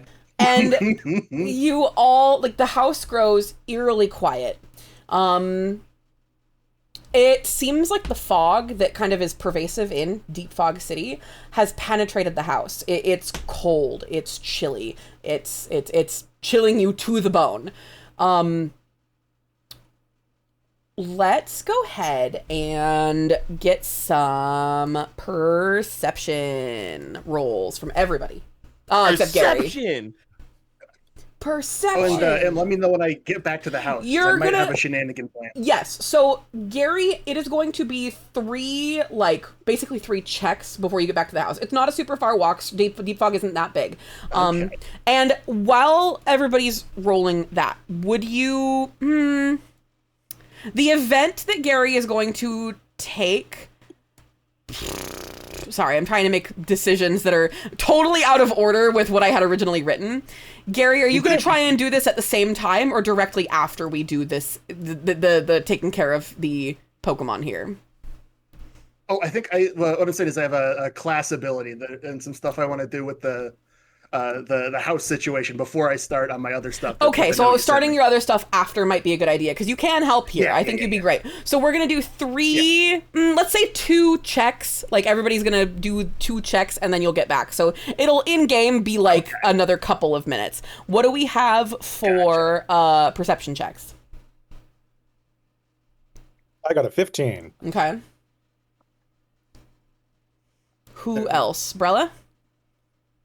I got a 19. Okay. Seraphine And got a good old fashioned 9. It's my payback for getting that nat 20. Why are you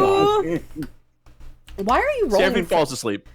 Yeah, Honestly, yeah, I think that is what happened. No, you're so engrossed in the idea of a Ralt. Oh, Jesus. And Sorel is so engrossed in the idea of Seraphine. Neither of us are doing a very good job of guarding the doors. However, the attic is super well covered, and actually, Bing, you start to hear things rattling around in the kids' room. And Reliance, you notice Christmas, you kind of spot like a glint of something, and you realize that the Christmas decorations are starting to float in midair. Like you see like ornaments lifting out of boxes, you start to see the clothes in the dad's clothes boxes start to get up and dance around a little bit. Haphazardly. Use psychometry and put them all right back down. It's actually, roll me a concentration for that. Sure. Ooh, I get +3 to that. That's an 8. It is a huge struggle, and you are actually unable. There is some potentially like either distressed or crazy strong psychic force pushing back at you. And it actually kind of like you feel it slap your psychic, not hand, but your psychic force away. It kind of startles you a little. Oh, shoot. Let's go to Bing. We're going to start going in order. This is kind of a skill challenge, kind of not. I love these. Bing, go ahead. What is your next thing? So downstairs in the kids' room, you're hearing some rumbling. Decorations are floating. It's cold in here. What are you doing next?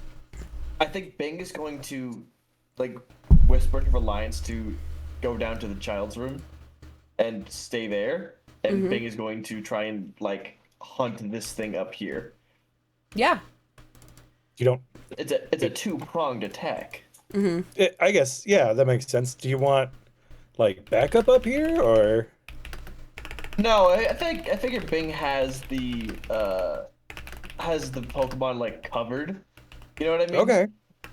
Do we think it's Darkrai? Like, what do you think of this? I'm pretty sure it's a Ralts. It's probably just a the Ralts. Ralts is very strong, and it's probably really, really upset about something. You know? Yeah, who knows? I guess. I don't know. Okay, well, fine. But scream like a girl if you need me. And I think Big makes a face at that one. He's like, right, sorry. Okay. Scream like a strong, independent woman. There we go. That's if not you need better. it. That wasn't the issue with it. Yeah.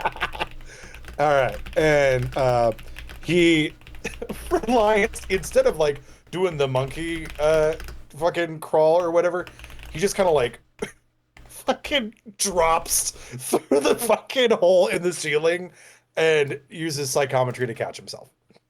Hell yeah. All right. Bing is Bing, we're gonna take just like as a run around in an order. Even though downstairs we might not be doing as much, we're actually going to go to Sorrel, who didn't do a lot last time, and actually Sorrel's turn is sort of going to be picked up because they did so poorly the last time. They rolled so bad that they don't even notice Gary walking up the path, and Gary opens the door. Oh, good, you're back, Gary. You just returned. Sorrel rolled so poorly last turn that they don't even notice you coming in, and they get slammed in the face by the door as you burst through the door. Oh, that's so funny. So did you see what I put in the side chat of what they're doing? What, hon? Did you see what's in the side chat of what Seraphine and Sorrel are doing? Oh gosh, you can do that. Actually, go ahead and if you want to do that, go ahead and say that now. You do not have to roll for that. That can just be an action during these like skill challenge type things. There are some things you can just do that I won't make you do an action for, but I'll tell you when you can stop. You guys on the opposite sides of the house. We're getting to that. We're getting to that. You can scoot across the house. Yeah, so like Seraphine, she's so enthralled with the fact that there's a vault nearby. She's like, she ignores the fact she should be watching the door, goes to run over to Sorrel, and is like, hey, look. Who's like rubbing a red mark on his forehead from where Gary just beamed him with the door. She's like, hey, look. You want to see all the pictures of vaults I've taken over the years?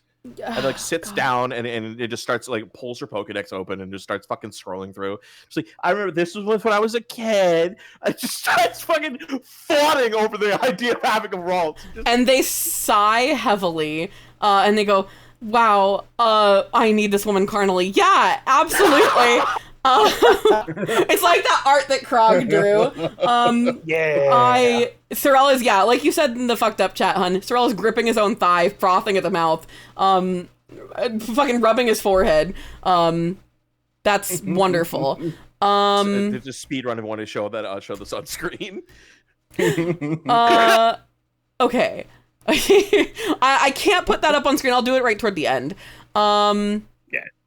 Beautiful. So let's have Gary go next because you just wandered in the door. I don't know if you're fully certain of what's going on, but yeah. Before I left to go to the bar, did the people fill me in that it wasn't in fact the kid being dead the whole time? Yeah, I think so. Do I have what's my understanding of events as I think Sorrel is gonna be like rubbing his forehead and like telling you, listen, this is what's going on, and that's gonna be the action. So you absorbing this information can be the. Do you have any questions? Sorrel asks. They fill you in. Gary goes, is that all? Yeah, and that's then all. I want to use my class ability, befriend. Okay, so there 3 times a day as an action, a non-agitated wild Pokemon within 25 feet becomes helpful. I think you need to know where the Pokemon is. You can, if you see the Pokemon, and none of us have yet, actually. We've only seen tracks of it. Okay. Yeah, so you, Sorrel is going to say, how are you going to communicate to them that you have this ability that you can help with, but... Oh yeah, I've been wrangling wild Pokemon for years. It's all in the appropriate whistle. You show me where it is, I can make it. And Sorrel goes, yeah. So have the rest of us. We're all trainers. Go guard the back door. And they point to the back door, exhausted by you already. And then we're gonna pick up and go to Bing again, top of the round. Bing is there. You went downstairs, right? Or was that was Reliance? Went downstairs. Yeah. Bing is still in the attic, is slowly approaching. Seraphine, I think, is out, and he's like, there we go, boom, ghost type, good to go. Yeah. Seraphine is. Well, I'm sorry, that was your psychic type. Excuse me. Was that your Zubat? Am I correct? Zubat is correct. Yes. Yes. Okay. So.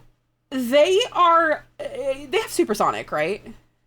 Or do they not? They have supersonic. Okay. They are letting out a noise that kind of sounds like it, but it's like a distressed supersonic noise, like the sound they would make when they use that move, but a little bit distressed. And they're looking like back and forth at various spots. So they're looking a little bit freaked out, as you bring them out. Can I Bing throw some dust in the air? Ooh, yeah. It's not like piles of dust.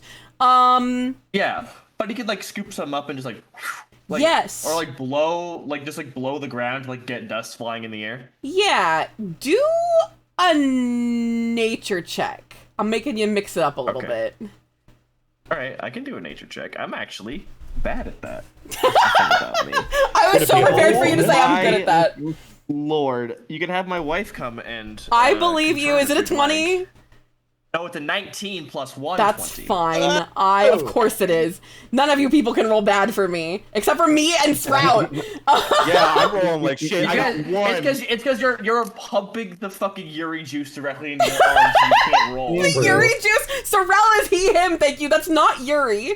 That's perfectly straight. Oh, no, we're hetero! Hold on. No, Sorry, Sorrel is he, they. It's still a little gay. No. But you could be two men and it still be Yuri. It doesn't matter. The gender of the person doesn't matter. It's the concept that matters, and you know that, Empress. I do That's know true. that. I knew better. I know, Brella. Thank you for reminding me. Remember who you are. Yuri is a state of mind, not a concept. That's true. That's true. You're not wrong. Okay, you did really well at that nature check. You see every particle of dust. No, you're able to see as the moonlight filters in from this window. You see these like waveforms that the dust settles on and kind of get knocked out of the way. You're able to see it sort of shift and move, and you see a rustling, the slightest rustling. You would not have noticed this if not for the dust in the air, that it's all centering around this little box that's behind the dad clothes boxes, and it's rustling just slightly. We're gonna go to Reliance. Reliance, you are down in the kids' room. Stuff is floating, and actually, the pencils that you saw before, they are not just spinning. They're like rapid spinning. They are like little like buzz saws almost. The toy pieces are kind of like here and there. They're sort of floating, and then they'll randomly they'll bash into the wall and then hit the ground. In his bed, Liam is muttering and very clearly not happy. He's talking about, he's saying something like, go away, go away, go away. Not happy and wide awake. He is not sleeping, but not doing too well. Reliance, what do you do? Reliance opens the door, sees that fucking poltergeist shit, and is just like, suboptimal. And throws up his hood to like kind of shield his face. Yeah. And just kind of like gently tries to like duck some of the horse shit flying around. Dan is right behind him. Yeah. Probably could have used him. And sawing toys in half on accident, or I guess in quarters because they're already in half. Fucking parries the pencils and shit. And I think he gently comes down to the kid's side, and I don't have a specific skill for it, but can I try to like make some sort of like reach out psychic link kind of situation with my Hex Maniac stuff to like see if I can maybe connect with this boy in such a way that like I can maybe help him out or like, kind of see what he's seeing. Go ahead and give me a concentration. I know I've had you roll that a little bit before, but that one seems to fit the best here. Sure. Concentration or constitution? Concentration. Okay. I'm gonna check your DM real fast. Oh, I see. That is also +3. Sweet. That is a dirty 20, my dude. Very good. Okay, you do it. Now, as you do this, you're so focused. So, Reliance, we're learning, I guess, that you're very good with kids. You have selflessly put yourself in harm's way for this kid. Using this ability multiple times in a day can harm you.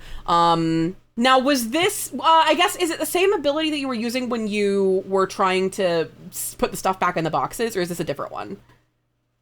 So like I said, it's not. I mean, technically, it is a hex maniac thing, Yeah. right? So I would say yes. Okay, let's say for now that was just okay. So that's just kind of a warning. You feel a little bit tired after you do this, but you are able to kind of connect. You see a thin, like silvery thread connect the two of you, and you you sense, well, not just sense, you can see the boy's face relax. He actually he lays in his bed, and he smiles at you and he says, "Oh, hey, you guys are still here." As though he's kind of just coming to. Can you tell me more about those the what other stuff did you draw when you were drawing the Gengar pajama stuff? Did you draw other Gengars? Well, yeah. What do you mean by other Gengars? Well, like, and he starts talking to you. He tells you about, because Gengar has a Mega, right, Sprout? Yes. Right. He tells you all about Mega Gengar and how he saw it, like, on TV and this, that, and the other thing. And he says, "Can you draw me a Mega Gengar?" And he he pushes on his end table. He's got some crayons and he pushes them kind of toward you, but cuddles up in his bed. Absolutely, I fucking can. And we're going to pick up from there. We're going to go back down to Sorel and Seraphine, who, Sorel is still listening to Seraphine, but they're, like, peeking. She's not shut the fuck up. Oh, I know she hasn't. And they wouldn't have it any other way. They are peeking over the door. The door has one of those, like, it's got a big, like, window in it. And they're sitting, in the chair, next to the door. But they're kind of peeking out to sort of keep an eye on things, but they're kind of occupied with Seraphine. They're gonna investigate. Sure. No, they're gonna perception. Come on. Oh, Jesus Christ, that's a 3. They're so focused on Seraphine. Wait, no, that's a 3 plus. Oh, God, that's a 7 total. They're really focused on Seraphine. Oh, boy. This house may be haunted, but baby, I'm looking at you. Like, yeah. Oh, no. Seraphine, what do you do? Continue yapping, or are you gonna focus? I'm gonna like take a second, like take a breath, really, and kind of look around. And what I would be hearing, is there any commotion going on, like upstairs or anything? Like, is it just dead quiet right now? You can hear the kind of like rattling of things, and then you hear it settle down. You don't know this, but it's as Reliance, is starting to talk with the kid and comfort him. Reliance surprisingly good with kids. This is very heartwarming, by the way, Krog. But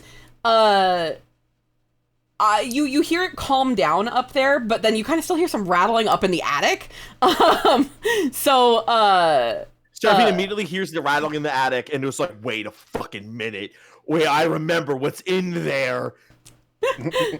Yeah, what does she do? She kind of like puts her hand on Sorel's leg. It's like, I gotta be right back. Hold on a second. And immediately she's like, if Sorel blinks, she's gone. Like, just vanished. Yeah. Gone. Perfect. She is upstairs near the attic as best, like, as much as she can. She's like trying to see if someone's up there to help her get up there. Can somebody help me? Bing, are you up there? Bing is occupied. You can't get up. If you want to get up there, give me. Oh God. Gotta be athletics. Give me an athletics. Is your acrobatics or your athletics higher? Or are they the same? My athletics is +1. You know what my acrobatics is? 0. Go ahead and give me an athletics. That is more fitting, but I was going to be a little charitable, but no. Go ahead and give me athletics. I was gonna let you maybe like jump slot out the 19 + 1. Oh yeah! Against all odds, you managed to swing. So this has one of those like doors, those swinging doors, that you can grab onto, kind of like what your attic has at home, hun. you're able to grab onto like the cord pull, and you're so light and tiny. You're able to like sort of claw your way up just barely. You do scrape your knee a little bit on your way up. So +1 owie. I will drop my health to 19. Okay, sure. She's like, shit. Yeah. Fuck. But I look around up here. Is there anything going on up here? You do see. So it's a little like you sneeze a little bit because it's dusty. We're not gonna go too deep into this because we're gonna go to we're gonna go to Gary after this. But you see Bing. Well, no. You get up here, you don't even have time to think because we're going to Gary first. We're going to let Brella do the action right as you're stepping up there in just a second. But Gary, Sorrel pointed you toward the back door. You don't have to go there if you don't want. Where are you going? Gary's standing at the back door brooding, like, what do you mean can't use my decades of experience? I can do stuff. Yeah. Beautiful. He lets what did I name him? He lets Class Warfare the Sneasel out of his Pokeball. Mm-hmm. And has and he says, no, Class Warfare, as my sneakiest boy, I need you to lay a trap. And I want him to lie stealthily in wait by the rear in case anyone comes by. Ooh, very good. Let's have you roll a stealth, and we'll count that for your Pokemon to like hide in the shadows. Go ahead and roll a stealth for me. Okay. Let's see. Oh, because he has the stealth talent. Oh, does he? Not all Tell Pokemon me. are allowed to make a stealth check. With stealth, Pokemon may roll a stealth check like a character trainer, adding their speed modifier, calculated like a human, to see if they can move silently. So I guess do that. That's just beautiful. That's exactly what we needed. And that's a 16 plus his speed modifier, which is +5, so he's +21. Wow, yeah, that's you. It blends into the shadows beautifully. That's a very good use of your skills. I like that a lot. Yeah, he absolutely disappears. It's almost like shocking. Like if you didn't know to look for his eyes, you would be like startled. And you're very impressed by Class Warfare. You're excited to use Class Warfare in Class Warfare with this ability. Back to top of the round with Barella.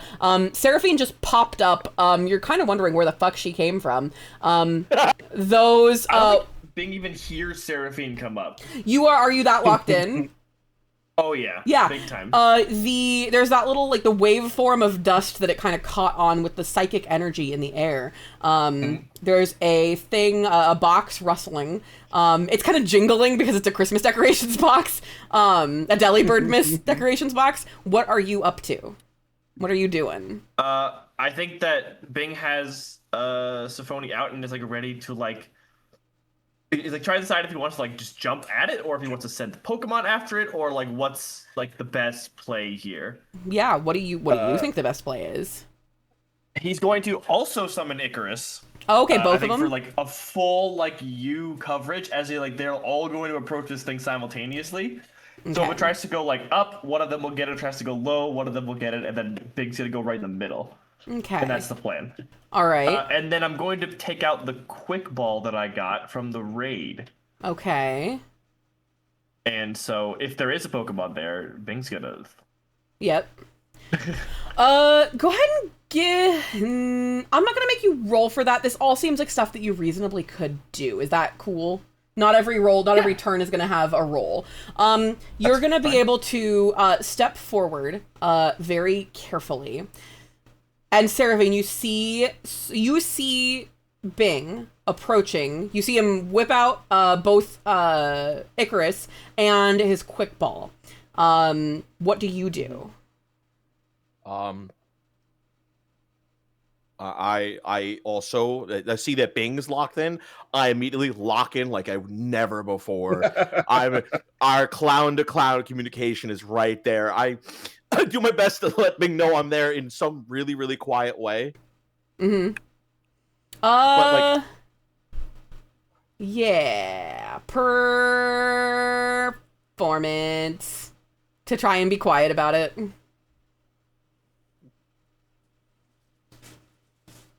1 second.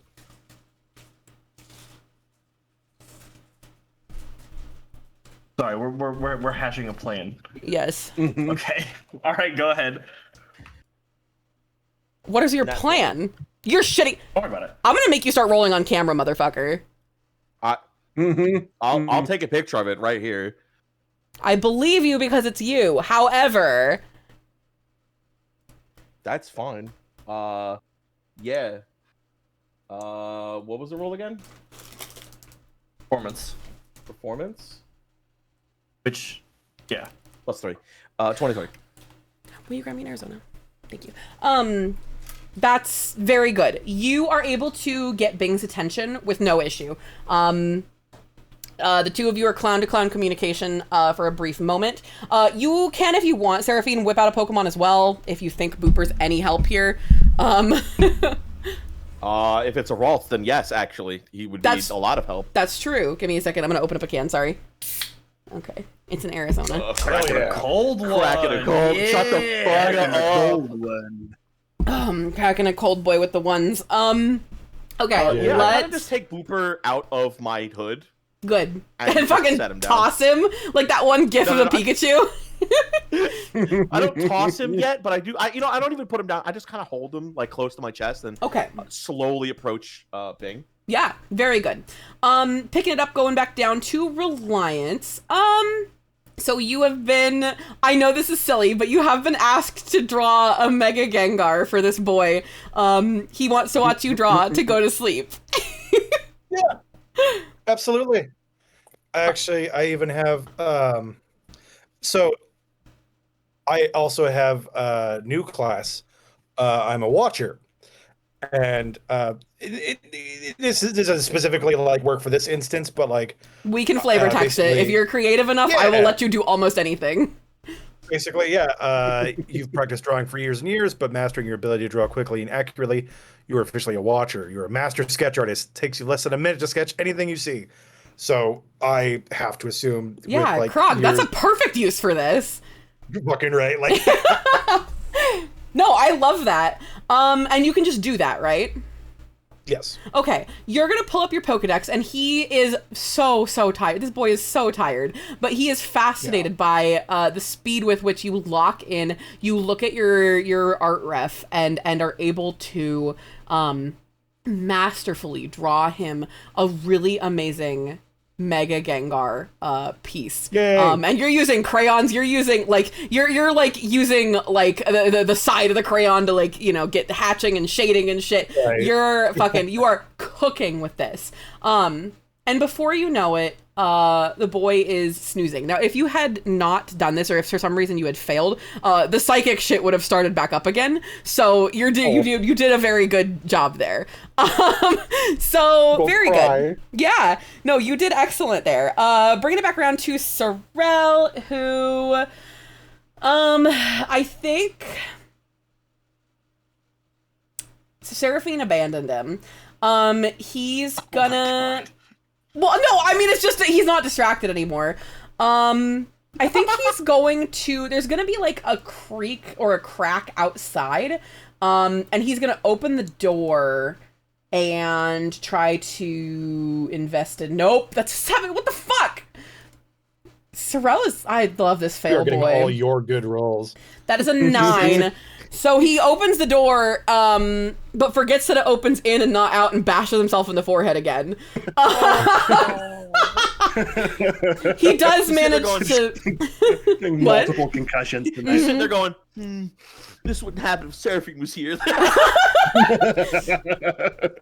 Yeah, he is at least standing in the doorway, kind of keeping a better watch. Gary, I know you just had class warfare, stealth. What are you up to next? I think he leans his head up the stairs and like, y'all good up there? I heard the sound of someone getting another concussion. Sorrel is gonna shout from, he's like, that was just me, I'm fine. Just some Dane Bramage. Very good. Is there anything else you'd like to do besides that, Gary? I know you're kind of holding pattern for just a second, but it's going to pick up in just a moment. Yeah. I think, he positions himself so if he does see the Pokemon teleport in his eye line, he can try and befriend it. Yes. Let's have... Okay, I have to work around that. Good thinking. Now, when you say befriend, does it mean it, like, catch befriend? Or, like, it's loyalty? Like, what is that? Can you read that ability to me one more time? Yeah. Let me try to put that. 3 times a day as an action, a non-agitated wild Pokemon within 25 feet becomes helpful. The helpful Pokemon will remain under my guidance until the helpful Pokemon is hit by an attack, severely distracted, or has helped the trainer in a significant manner once, such as making an attack. I don't get a list of any skills or moves that I can't deduce about the Pokemon. And cannot be taken from the area you found it in, or it'll run away. Only one at a time. In addition... Oh, that's something else. Okay. No, this is good. That's everything I need to know. Do you not have to be able to see the Pokemon? Am I crazy? You do. I didn't let him do it. I didn't let him do it last time because I think you should be able to see the Pokemon. I think that's reasonable. So the DM wants to editorialize. Then I'll okay, so Gary, you're gonna hold your action for a moment. Back up around to Bing. You are approaching. Go ahead. Do you do anything before? Do you do anything else before you approach? What's up? I wanna editorialize something, please. In the same moment that Seraphine gets Bing's attention, Bing's head turning. I wanted. No, never mind. What were you gonna say? What's? I'll message it to you, but okay. It's irrelevant now. Okay, well, I'll keep an eye out for your message, but Seraphine and Bing, both of you, excuse me, are going to step on the same floorboard, and it's going to creak a bit loudly. This is kind of an older house, right? It's gonna creak kind of loudly, and startling both of you. Like you and your Pokemon. Seraphine, even you're gonna startle so much that you like squeeze Booper out of your arms like a fucking bar of soap. The oddish that he ate from earlier pops out. Slightly melted. Very good. No, yeah, exactly it's gonna jump scare both of you a little bit. All 4 of you actually, because you have 2 Pokemon out, Bing. A Ralts. A little figure with a green hat with 2 red spikes coming like vertically out of it, is gonna burst forth. The window is still open from earlier, and it's gonna, in a flash, neither of you can react like fast enough. It's gonna leap out the window, and the last you see of it as you both race to the window is it hovering down. What do Bing? I'm gonna let you take your action, like whether that's go downstairs or whatever. What do you do? Bing's gonna jump out the window. Out that I don't think you're gonna be able to fit that really small window. That's that porthole window I was talking about. You have to go. What if I break the window as I go through instead of trying to squeeze through? The hole is too small, unfortunately. You can probably, it's not moving very fast. So you go up to the window, it's like floating down, but at this point it's now about 15 feet away, 20 feet away. If you don't take action, there's no way. Okay. Seraphine can't fit either, and if you do, sheer face, no landing roof or anything. It's you gotta get moving. Throw a Pokeball at it. Here's what Bing thinks about. Bing's going to send Seraphine to follow. And then Big is going to start running downstairs to the back door where Gary is. Yes. Perfect. Beautiful. And can I add something? Yeah. Can Bing trip over the laying down Sneasel? That's so fucking funny. You may. Let's have you roll an acrobatics to see how well you recover from that trip. You're going to trip over it because it's so well hidden. I don't want to recover. I want you trip and crash into the door and like break the door. And, Oh my god. You're breaking this poor woman's door. Okay, cool. Yes. Go ahead. You're actually no, that's just gonna happen. Sorry, you don't get to roll again. You have broken the door. You have a few splinters, and you feel like you've just broken through a door. You hit shoulder first. How much health am I losing? Go ahead and take. Let's see. What would a door cause? Let's just do a D4 because 4 rhymes with door. You take 4 damage. Sorry, you are covered. Your whole shoulder. You've got like splinters and a little bit of glass. Yeah. And then from there, going to like run as fast as they can. We're gonna wait on that. You're on the floor because of the door. You are on the floor. You can recover next Everybody turn. do the dinosaur. Seraphine, what are you up to? You cannot fit through the window. I'm gonna follow Bing down, and honestly, I think I'm gonna trip over the Sneasel too. Gary, why did you do this? Why would you kill your friends like this? Okay. It'll come up. Don't you worry. It's gonna come up. I am doing very exactly what they told me to do. Okay. This is so funny. Seraphine, you are. I am making you roll an acrobatics to not take glass to the body. I wouldn't. No, I'm eating shit, homie. That's a fucking 8, buddy. Yep. Yes, it is. All right. You are taking. See, the problem is I'm about to have right now is not the damage that I'm gonna take. Do my glasses break from me hitting the fucking floor? No, I'm not gonna make your glasses break. You do also take 4 damage, though. This is a real sturdy door. Even if it is like very broken, the parts of it that are left are very sturdy. So each of you have taken 4 damage now. We're gonna reorder the turn a little bit. Gary, what are you doing now that your friends have barreled into your Pokemon? So from my perspective, I just saw 2 of my friends run past me onto the Sneasel. I warned them about. Eat shit. One of them knocked open the door with their face. The other one comes running down, also trips and maybe breaks their glasses. So intuiting that something's happening outside, I quickly try and step over the broken Peter Griffin falling down. You give me an acrobatics too. I'm gonna make you do that too, because now you have 2 people and door pieces to step over.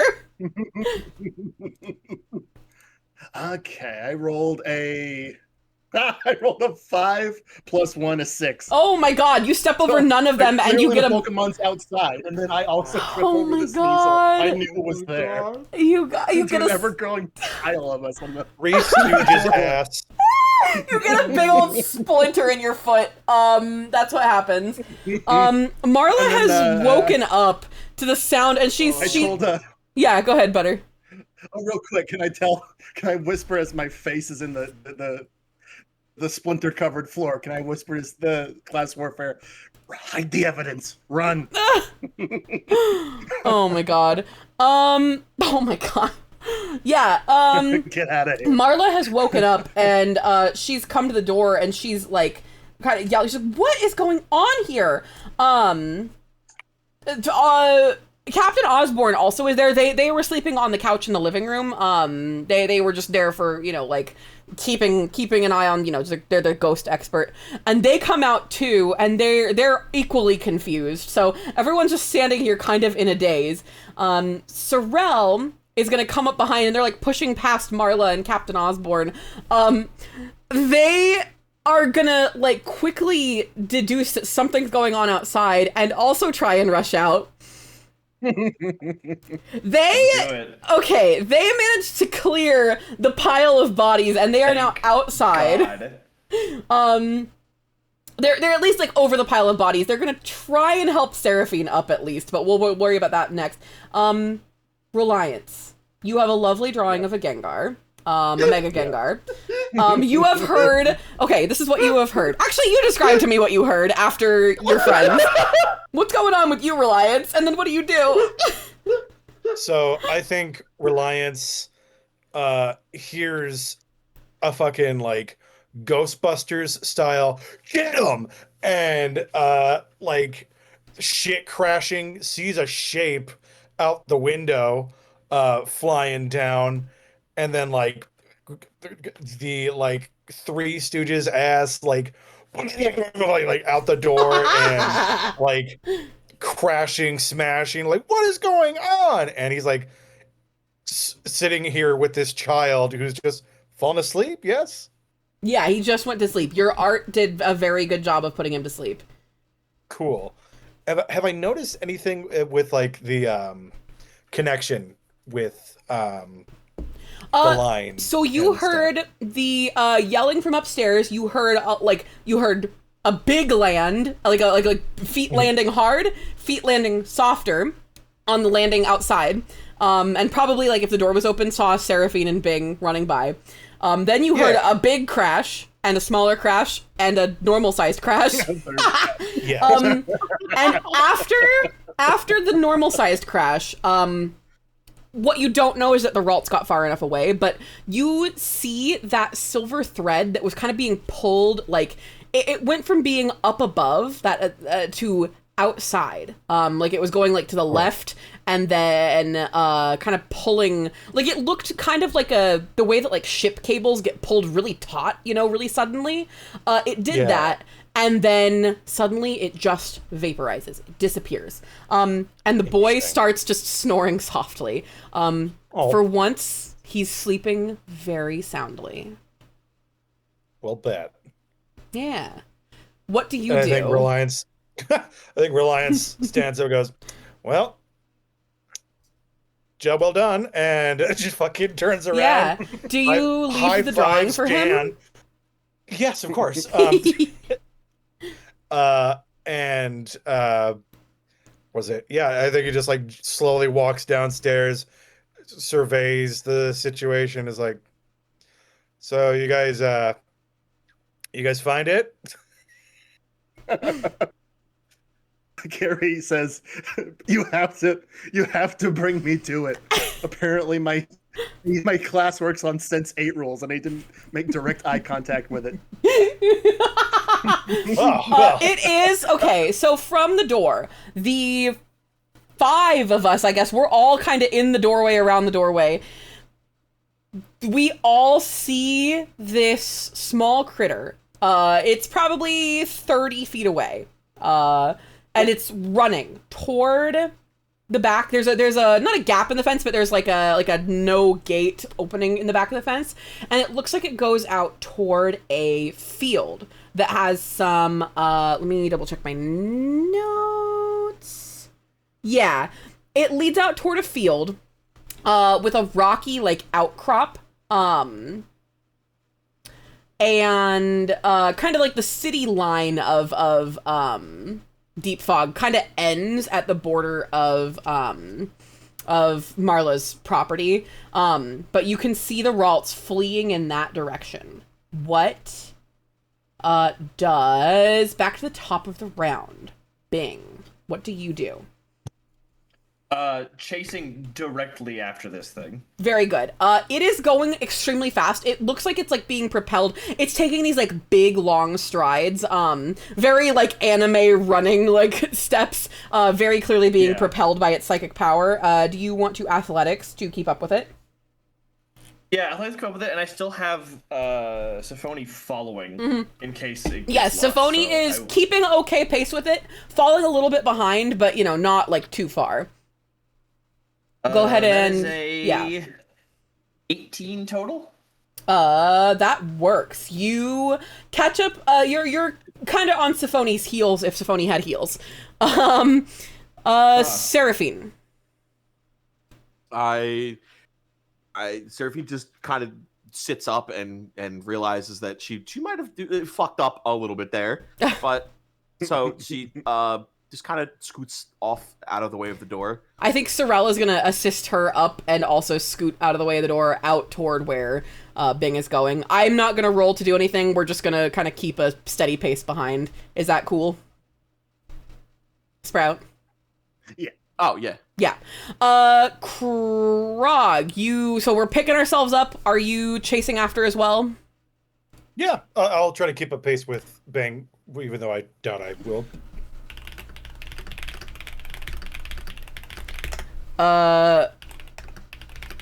Cool.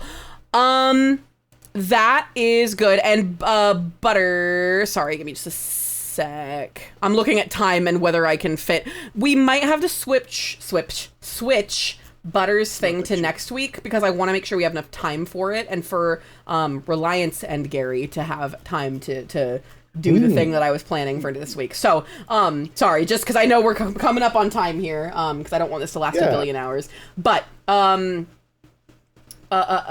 was next? It was Butter next, right? Were you also gonna? Yeah. Okay. Okay. So yeah, what's my situation? I'm face down. I'm face down, ass up because I tripped over. You are face down, ass up. You can. Did I see the Ralts out the back of the open yet splintered door? You did. Yeah, you saw the same thing pretty much everybody else did, which was the Ralts going away. You now see Bing. You see Bing's Seraphine, followed by Bing, followed by Sorrel, followed by Seraphine, followed by Reliance, followed by Big Dan. Everyone is kind of making their way. Scooby-Doo. Shut the fuck up. My dog. Beautiful. Beautiful. And it was the Welch was hauling ass, and by the time I saw it, he was like 30, 35 feet away. So you all did super well, besides tripping over each other in this skill challenge. Excellent work. We're going to speed things up a little bit. Good work on that skill challenge. I'm sorry it wasn't longer, because I really like doing those, and I know you guys do too. I'm probably going to be DMing again next week, so we'll be able to do another one. But this is what happens. Okay. I was originally going to do combat. That's going to take too long. So we're going to role play lightly through this part. Sorry to make you pull up that information, Brella. You're fine. But we're going to come up to that rocky outcropping, which actually, as you get closer, as we all draw closer, running full speed. Seraphine, how you feeling? Running really, really fast, after your friends. Are you doing okay? Okay. She's having a great. She's having a bad time. I think Sorrel is gonna offer hey, do you want me to carry you? And he hunches over a little bit, like he's gonna carry her on his back. Seraphine starts wheezing. She's Wait, I have an idea. Yeah. I have an idea, and it's as stupid as it is funny. Mm-hmm. Gary lets his Morlull out of its Pokeball, opiate of the masses. Oh God! And gives it to Seraphine cap first.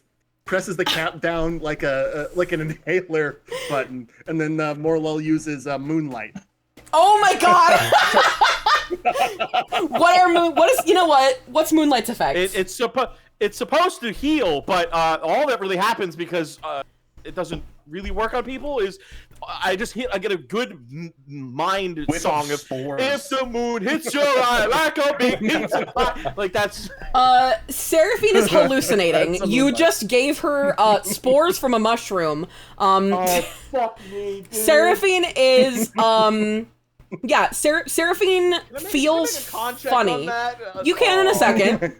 Seraphine feels funny. Sorrel doesn't ask. Does it help they with her asthma at all? Scoop her up and carry her on their back. Seraphine, next turn, or next time I ask you to, you are going to make a constitution, but not right now. So slower because, they're weighed down by Seraphine. They're going to make their way up.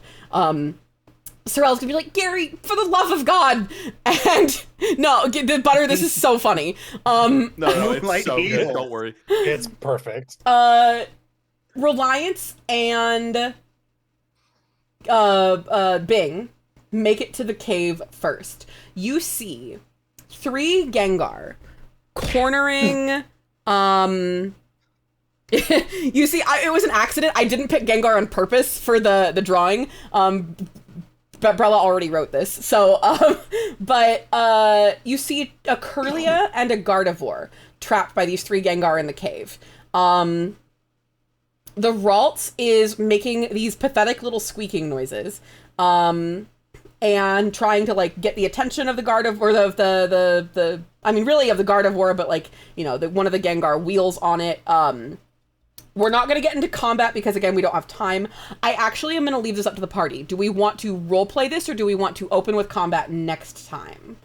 We should open with combat next time. Is that okay with everybody else? Yeah. Yeah. Actually, Okay. I'm down. Immediately into the swing of shit. Beautiful. Absolutely. I like that idea a lot. Abocrafts, thank you for the follow. Next time. Next time on Pokeball Z. Cool. That was actually a really good length of session. And I'm glad we got to spend enough time with that skill challenge because I love doing those. Yeah. So we're going to pick up next time, and we're going to have some time to be able to handle Gary's little mission that he was given.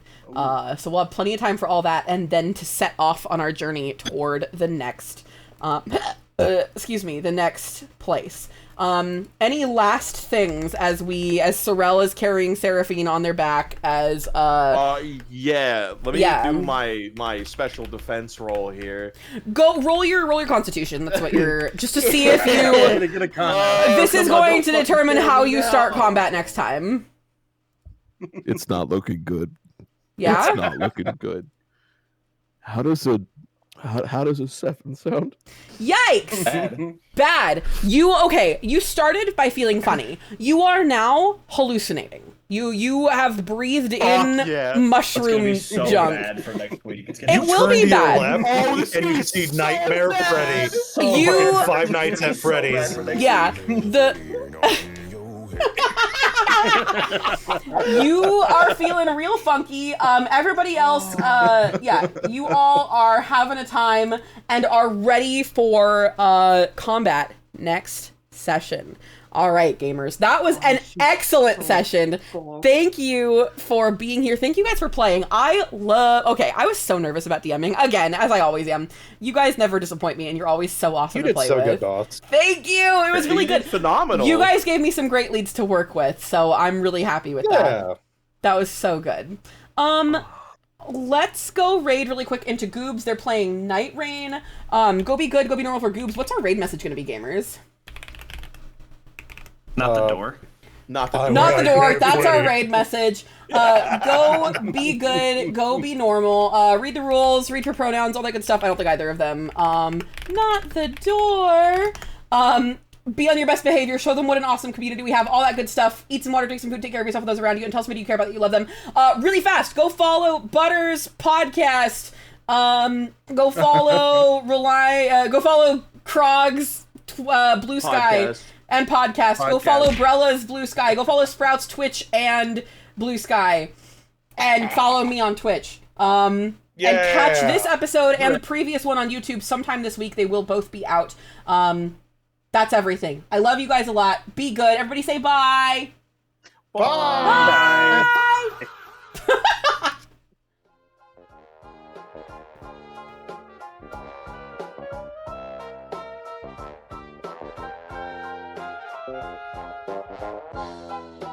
Bye.